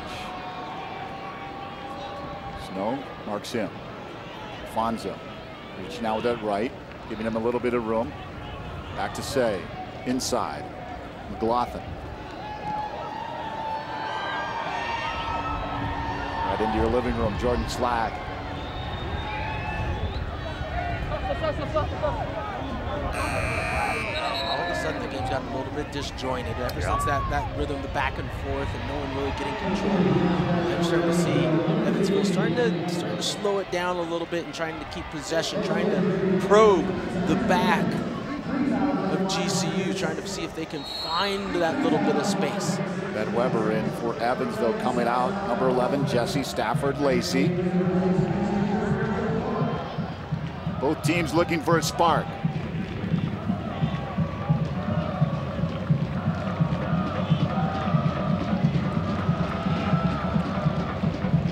Blades. McDougal.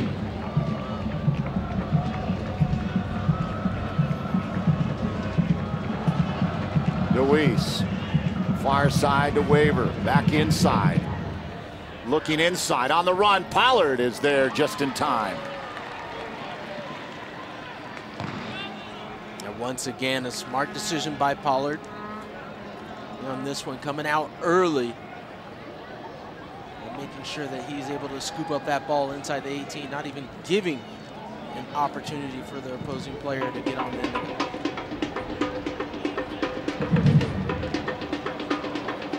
Touched up, Purple Aces. Weaver coming down with the shot, far side, not there for the Purple Aces. They still have the ball, kick back in and up over the top. Oh, that was close.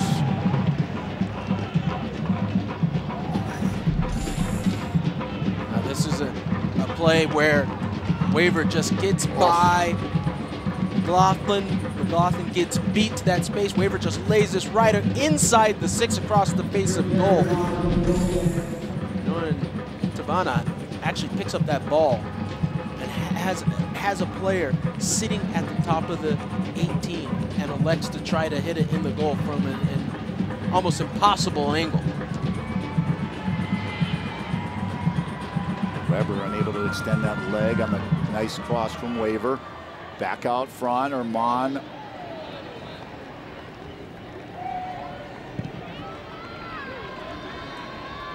On the run again. Pushed out. McLaughlin. Big boot up the field. Evansville had the margin in that opening half and shot 7-2 over the Lopes. Both teams with 6 here in this second half that it's opened up. McLaughlin thinking he got a bit kicked in the head here. Ooh. Yeah, he's right. He gets kicked in the head, but what was happening, the referee was actually allowing the advantage because he had the ball at his feet with no pressure, but then it's a long ball out of bounds, and that's why he's complaining.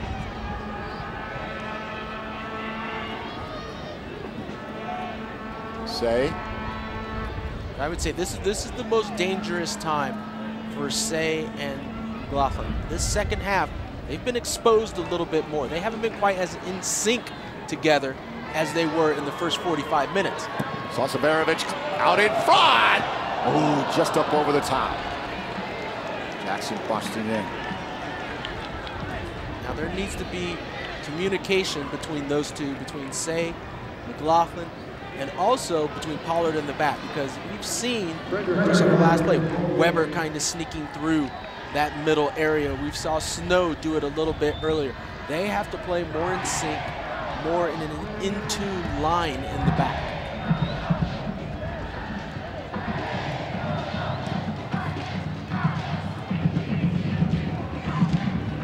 Alfonso. Adam Snow. Snow.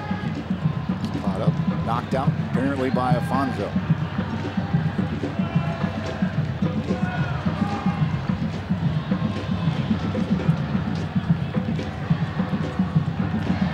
With the header. 13-9 in favor of the Aces.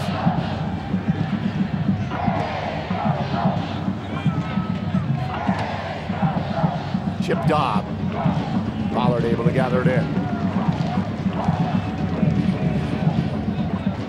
One miscue could be the decisive measure needed.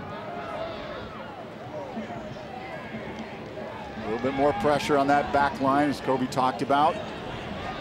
Time and space starting to be taken away on occasion.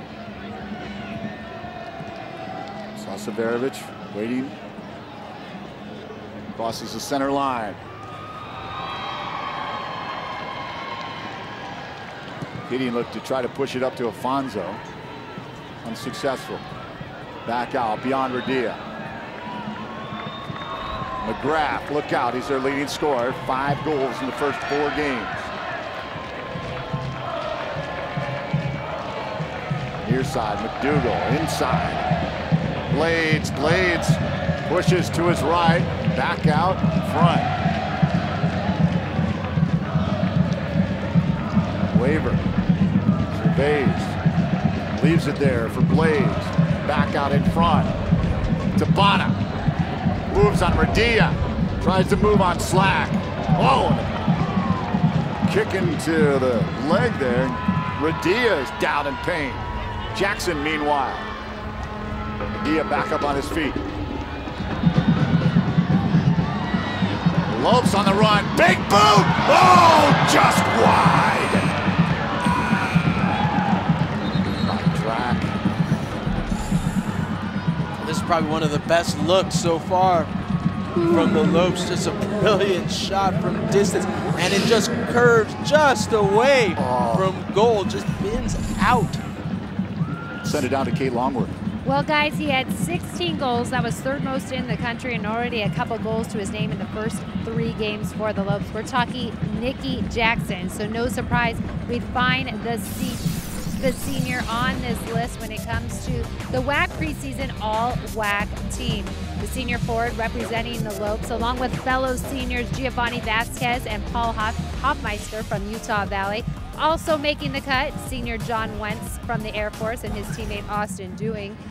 But although he was last year's WAC Offensive Player of the Year, Nikki Jackson not predicted to be this year's Player of the Year. That goes to Danny Mizuski of UNLV. And guys, we'll get to see him up close when UNLV comes to town in November. Indeed. Nikki takes a fall. He hasn't had a shot. He's had some opportunities in front. Drac with 3 shots, leading the way for the Lopes. Last one, so close. Take a look at Nikki Jackson tonight. Well, Nikki Jackson's opportunities came early on in this game, more so in that first half with the balls being searching balls over the top, and needed some great individual effort by himself to create some chances, create some space. But still, as the game's gone on, it's gotten a little bit tighter for Nikki Jackson as players are starting to focus on him and being more attentive and aware of where he is. Pushed up by Weber into the corner. Cross. Nice slide by the Lopes. Looks like Alex Ramirez in the game.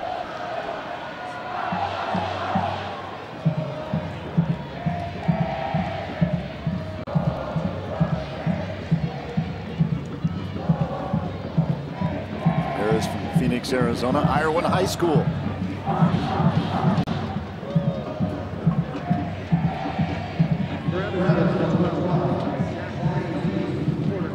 Corner kick, look in favor of the Purple Aces, 5-1. Got in front, up high, Pollard uses, oh, off the crossbar! Oh, man. That was close.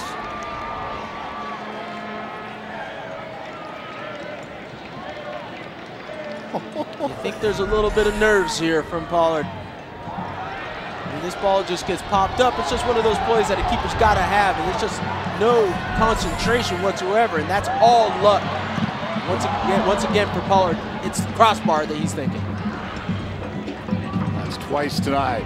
Sasaverovic weaving his way through. Amir! Oh, looking far side. Wide. Sweet footwork by Amir. This ball goes up. You know, Pollard's got to do better than that. That's right in his hands. That's a simple catch for a goalkeeper. He's got it. It seems like he might have a little bit of luck on his side.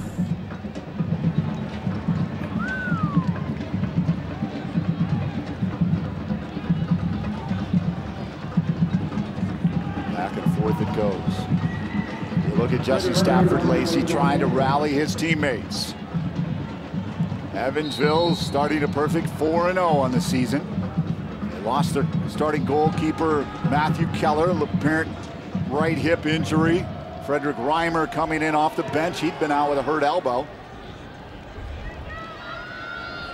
Jeremy Pollard getting the start in goal for the Lopes. Push from behind, foul. Called on Antabana. This game really does have the feel of a one-goal game, doesn't it? One moment, one play.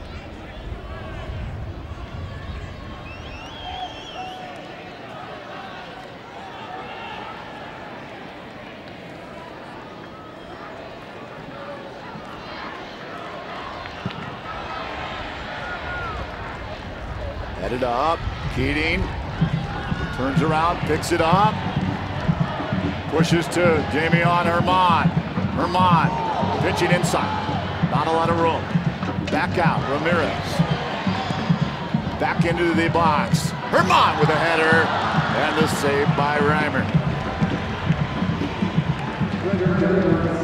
That's a nice ball that's put into the box. A little bit tough for Herman as he's actually backing up as this ball comes in, and it's difficult to get any type of power on a header when you're backing up and moving away from the ball. Offsides on Nicky Jackson.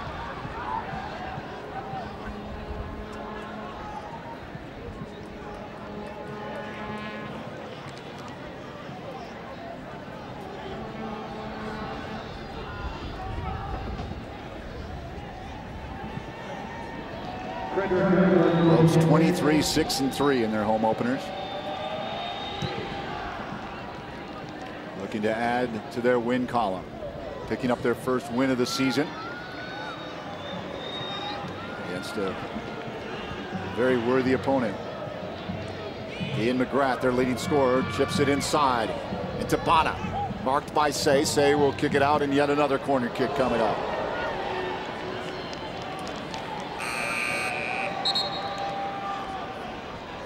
Number 7, Philip Johansson, is going to step back in, native from Sweden. So he comes in for McDougall. Another player for the Aces that's got a little bit of pace.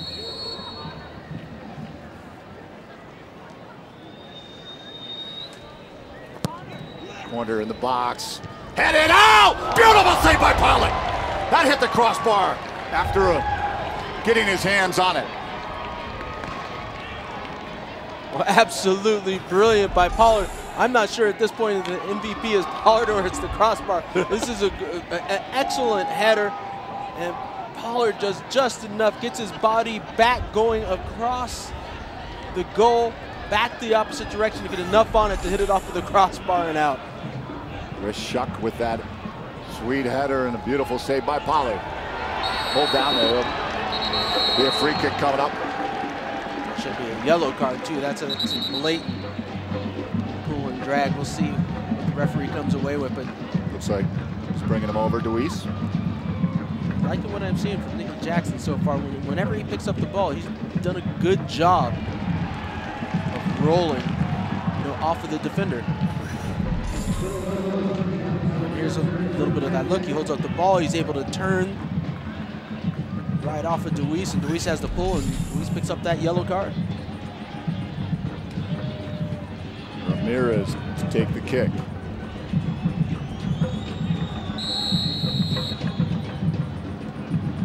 Into the box, up over the top, header! Goal! Nicky Jackson! And the Lopes are on top! Sweet kick by Ramirez. It's a brilliant set piece that's put in there by Ramirez. That's how you want to put a set piece in there. It's low, it's driven, and it's just enough. Look, there will be a little bit of a touch here by the Aces player. Right there, that's enough, and it puts it right onto the head of Nicky Jackson and inside the 6. We had talked about it.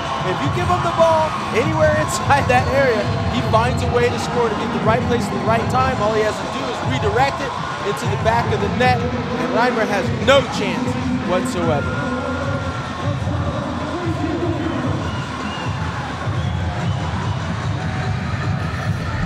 Sweet move there after the goal. Nicky Jackson scores, and he's going to take a breather. Handshake from Hyneman, and still plenty of soccer left to be played here. The Lopes are on top.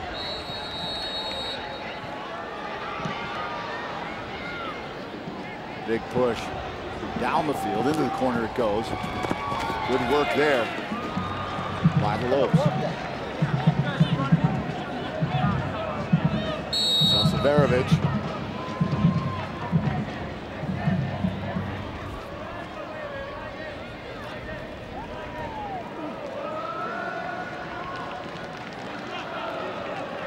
All the scoring this season off of Nicky Jackson, his 3rd goal of the season. Andy Alanis in the game. He has it on the run. Pushed out. Alfonso. Deflected off of DeWeese into Reimer. Evansville team, can't say it enough, averaging 4 goals a game, off to a 4-0 start to the season. And the Lopes are on top 1-0. I think Evansville's getting a little bit frustrated right now. You're starting to see the players get a little bit chippy, coming in a little bit harder on the tackles, not playing the style that we've seen them play earlier on in this game of passing and moving and trying to get behind using their pace. Alfonso left side. Works it into the box. Beyond Reimer. Let it go. Cross the goal line. It'll be a goal kick coming up. Zach Blades checking back into the game for Evansville. For Brian Hughes. Nicky Jackson getting that left calf rubbed out.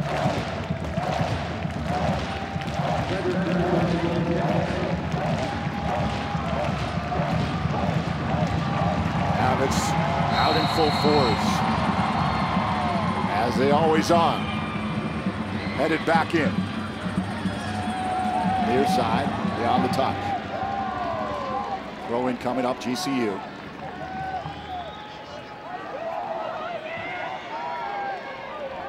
Mono lead there for Jordan Slack.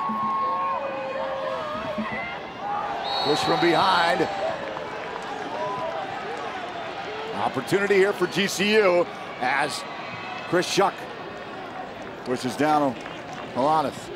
Just a little bit of frustration from Shuck, and I would have to think that the head coach Marshall Ray can't be happy with those types of fouls, because all that does is just take off time, gives the opponent the opportunity to bring up their big players and put them in the box with this set piece. Ramirez again. Boot, far side, kick back into the goal. Reimer's there. Ramirez doing a good job on these set pieces. Pushed out for our side, Johansson. Medea moves up. Johansson goes back.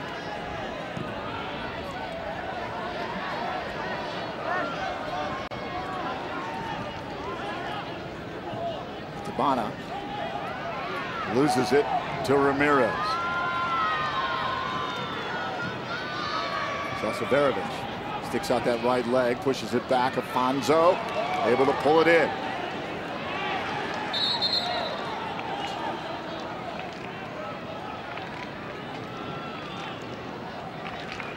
Ricky Jackson has the Lopes on top, 1-0. Radia came out of that. Oh, Keating pulled that. Not exactly sure how Radia came out of that one. Mon comes down, working over by Schuck. Waver with a little bit of room. Be careful. He's got some wheels. Good slide and tackle there by Slack. He's marking him. Back out to Etabana. Look out. Pollard sees it all the way.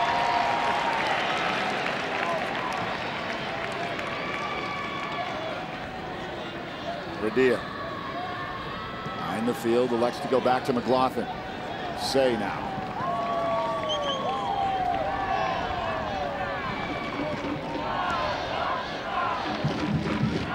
One touch, Radia. Turns. Vermont. Sasaverovich. Headed up there by Alanis. Fonzo trying to pick it up. Knocked off by Blades. McGrath. Near side. Waver marked by Slack.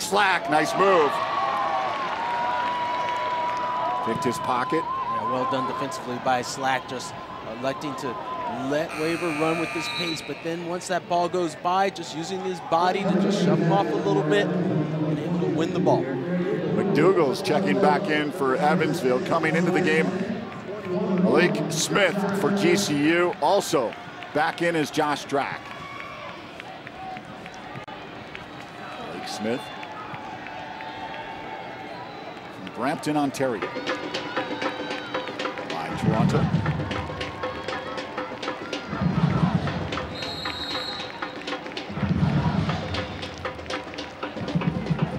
Keating out, Damian Herman checks out for a breather.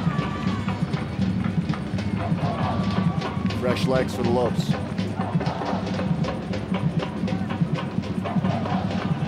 Careful, Say pushes way back out. Back in, Pollard.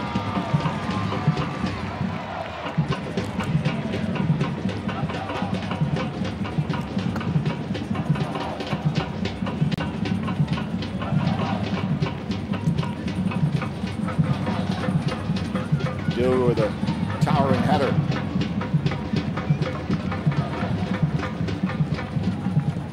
Hansen battling there for Evansville.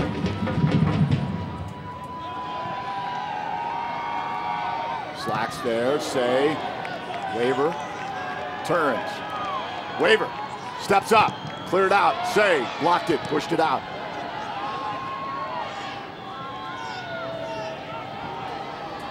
Blades. Stafford Lacey unable to connect. Ramirez tried to find Drack. Throw in quickly by Evansville. Yeah, GCU got to mentally set themselves for this game, understanding where they're at. Less than 10 minutes left. They've got to play a little bit smarter. Instead of giving the ball away so easily, they've got to try to hold possession, see if they can drain some time off of this clock. Any chances you take in the opponent's half. Referee overruling the call. Shellis eyeing him down.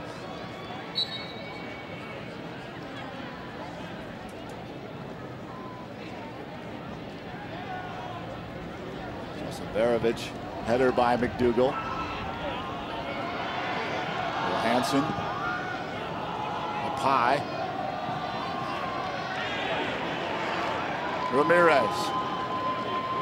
Ramirez looked for the push, didn't get it past McDougal, but he fell down. Afonso up out in front, headed down, back out in front, and up and over the top.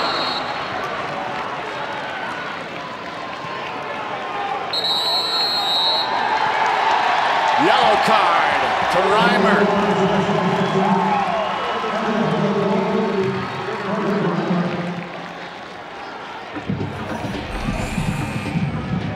Lots going on in this play as this ball comes over the top. There's the challenge. And then you just see Frederick Reimer just coming out, just trying to say some type of high kick or something like that. Yeah. Screaming at the referee. Funny thing is, you know, over all my years, I've never seen the player win the argument with the referee. It's amazing. It's amazing how that works. Corner coming up. Nicky Jackson, you see him, he's back in.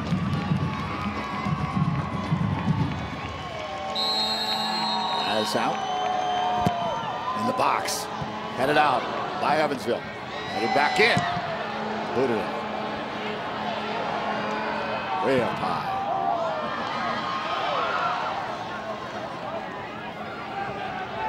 Waver loses it. Ramirez. Drac.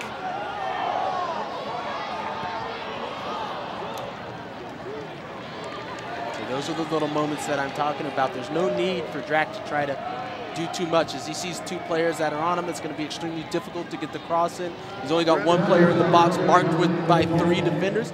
You know what? Pull the ball back out. Make the connecting pass and then keep possession all the way around. That takes off more time. That demoralizes the other team. And it allows your team to rest a little bit, especially on the defensive side.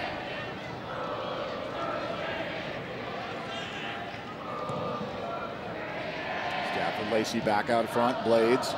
Near side. Waver. Waver pinching inside.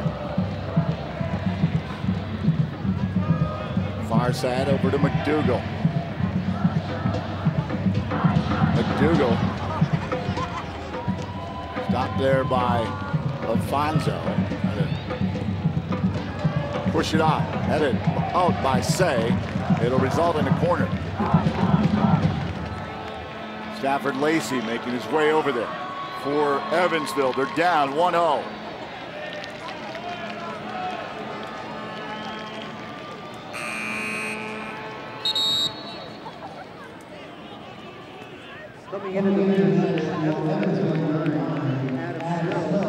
Keenan coming in for the Lopes. The Grand Cannon. There it is. Lopes pull off the victory. We will all be treated to experiencing the Grand Cannon. Pollard punches it out. Another corner. This on the opposite side. Just thinking, I hope I don't jinx it. Broadcaster's curse.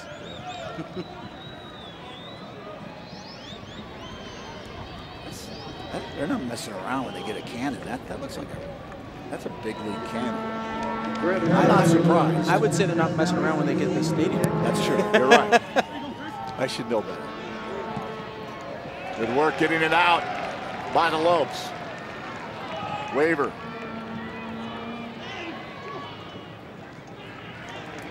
Argument by Stafford Lacey.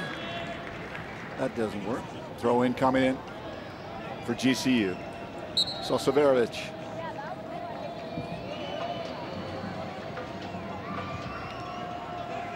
Time starting to wind down. Lopes hold on. McGrath. He's got 5 goals. Pass picked off by Ramirez. Ramirez up. Jackson pushes Ramirez back. Good work there. McDougal picks it off. Up for McGrath. Johansson. Doesn't see the opening. Stopped by Sosaverovich. Jackson. Moves around Oise. Looks all right through the legs. Opportunity shot. Save Reimer. Oh, just couldn't tee it up when he first got it. Had to pause, push it up.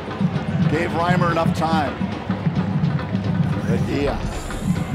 Well, this is an excellent work by Nicky Jackson. Once again, riding the defender, getting around, then having the vision to find Radia. Alex Radia coming in behind him, and then Radia with the shot. That one extra touch, maybe just a little bit too much, which allows the goalkeeper Reimer to set. Corner track.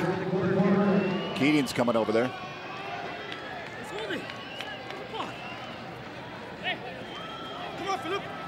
And you could hear the players talking to each other, just saying, just hold it.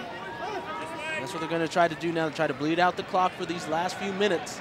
It's the smart play, smart move. If the Aces commit too many players, then yeah, you keep possession and then move it around and move it out of that space.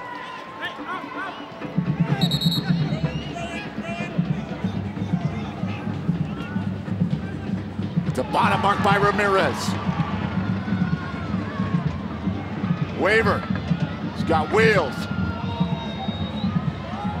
Say he steps up. Smith also there. Stopped and pushed up by the Lopes. Drack. Keating. Far side, Radia. It's blocked there by Johansson. Sasaverovic deflected off of Johansson. Throw in coming up by the Lopes. They'll be in no hurry to get over there to throw it in.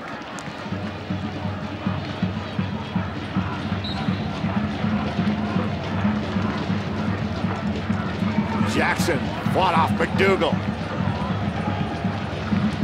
Jackson trying to make a move. Knocked out of bounds.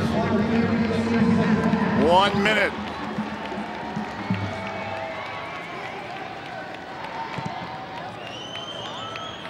Ramirez kicks it back in. Radia. Stopped there by Chris Schuck. Boot up the field. Look out. Pollard. He's going to lay on it. The officials say, let's go, goalkeeper. Jackson. Offsides. Definitely something they should not have committed here late. Now this is going to give them that last second opportunity. A little sloppy. In the box it goes. Evansville headed up and out. That's it. That's it. Lopes win 1-0. And another home opening victory, and the Grand Cannon goes off.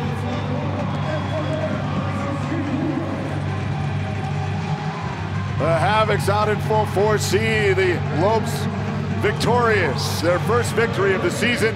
Nicky Jackson, his third goal of the season, the decisive blow on the header past Reimer here in the second half.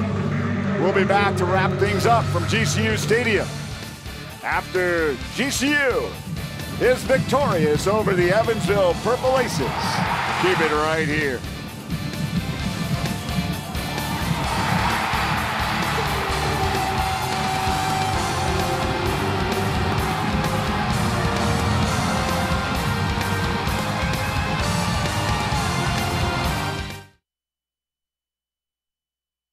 Take two. Action.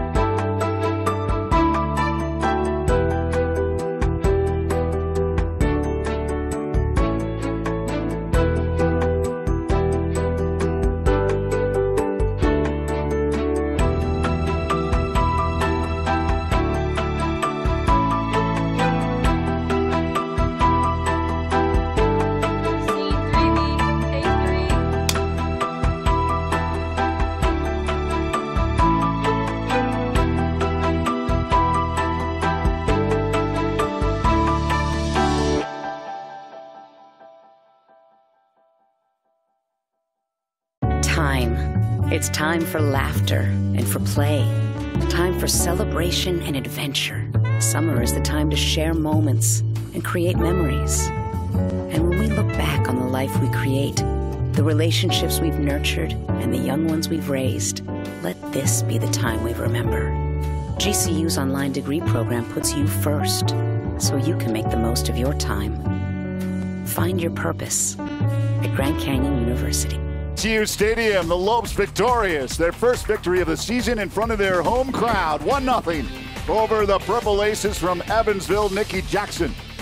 With his third goal of the season, let's send it down to the field. Kate Longworth is with the head coach, Shellis Hyneman. Thank you, Barry. And Coach, congratulations, a win in the books in your home opener.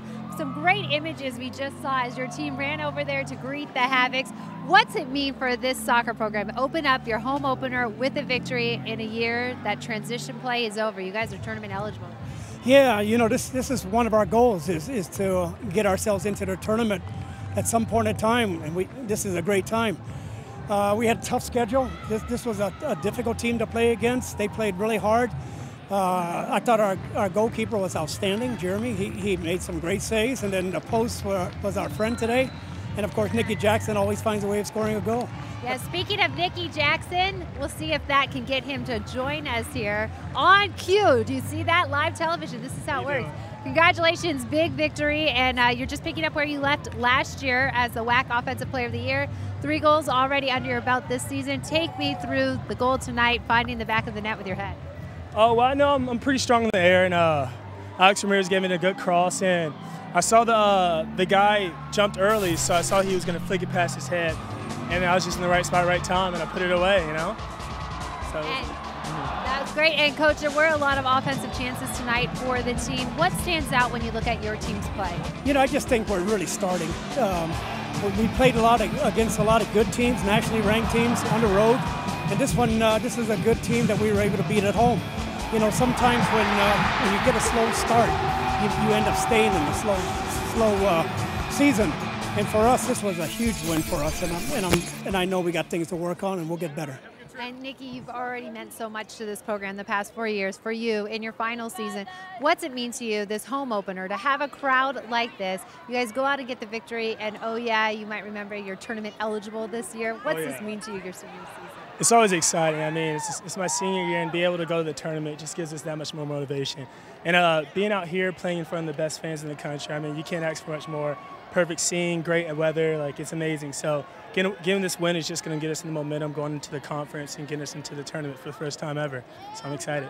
And how great is the weather? The raindrops are falling to cool off the team after the game. It waited until after the game, and now it seems like things are falling in your favor. But wow, what a tough non-conference schedule to prepare you for. How does that prepare you for WAC play? You know, it really does prepare you. I mean, you saw a lot of physical contact today, and I'm so proud of our guys. We didn't lose our composure. We played as hard as they played, and playing good teams really gives you an opportunity to work on areas that you need to improve in. And I just thought today we just had that performance, and it would have been sour grapes if we didn't come away with a win. Well, thank you very much. Congratulations, guys. Keep it up. We'll be back out here beginning of November, so we expect to see a lot more wins until then, and we'll see you back in November. For now, let's go back up to you guys. Barry, Kobe, let's wrap this up. A victory for the Lopes. Yeah, sweet victory. It would have been sour grapes if the Lopes didn't come out victorious. This was a hard-fought game. Both teams played very physical, and both teams had a number of chances. Yeah, it was a game that really started to open up, I think, in the midway through the first half, especially in the second half. And both teams fought hard, and we knew that these teams were going to push. They were going to push. No one wanted to walk out of here with a tie. You know, someone wanted the victory, but you know, overall, two teams battling it out all the way through. Yeah, very hard-fought game. Got a little physical. McDougal there with the takedown of Bennett Lehner there, and Drack busting in, falls down. Yeah, I mean, this is what we saw throughout, and it only got more intense as the game went on. You have a side in Evansville that has scored so many goals, and then they're getting shut down by a solid defensive effort by GCU this evening. Frustration. And then all of a sudden, they start taking it out in the play, and they find themselves slowly but surely getting in that desperate situation. So, you know, it gets a little bit of tense out there. And why not a little help from the crossbar? Our player of the match is Jeremy Pollard in goal. Some phenomenal saves, but he also got the goalkeeper's best buddy, that crossbar, some help. Yeah, I mean, come on. Look, Jeremy Pollard, his confidence grew throughout this game, and he came up with some huge saves. I think he was leading by his confidence in the back, and that kind of exuded through, you know, his back line. But yes, you have to say that crossbar, that's his best friend. He's probably over there giving a little kiss to the crossbar, both of them in this evening, because it was consistent throughout. But, you know, what a great effort, what a great game, and that's what was needed. It was, as Coach Hyneman said, it's probably the best that he's seen him play so far. So it's good that he had this game, and he can slowly build off of this and only get better. But you mentioned it too, Kobe. I mean, here's a team that was 4-0 coming in Evansville. They had scored 17 goals in those 4 games, over 4 goals per game average, and they were shut down here. But boy, did they ever come out flying. Ian McGrath led this team in scoring, coming in with 5 goals on the season. Kind of silent here tonight, but they definitely had their chances. Yeah, there were chances, but they just couldn't finish. You know, it's all about the build-up, but it's that final play that was lacking for this evening for Evansville. You know, McGrath, we never really saw him, you know, getting on the end of too many of these balls. It was always just an inch off. It was a shot was just an inch wide, you know, and that seemed to be the problem. Well, it was a great opening home victory for the Lopes. Kobe, we'll see you back right here in early November. Yeah, I'll be happy to be back. Can't wait to see what changes are going to happen by then. What new building is up? Yeah. Stay with us. As I mentioned, coming up in November, the men's soccer squad taking on the UNLV Rebels November 4th as they take on that WAC preseason coaches poll favorites. The Runnin' Rebs come to town in that key WAC matchup for the Lopes. The Rebels led by preseason All-American Danny Masowski. Tune into the Lopes pregame show starting at 6:30 with kickoff set for 7 on your view Cox Channel 4 and online at GCU TV. That'll do it from here at GCU Stadium, where the Lopes beat the Purple Aces 1-0. We'll be back tomorrow night for women's volleyball from GCU Arena. But until then, for Kate Longworth, Kobe Jones, and our entire crew, I'm Barry Butel, wishing you a wonderful evening.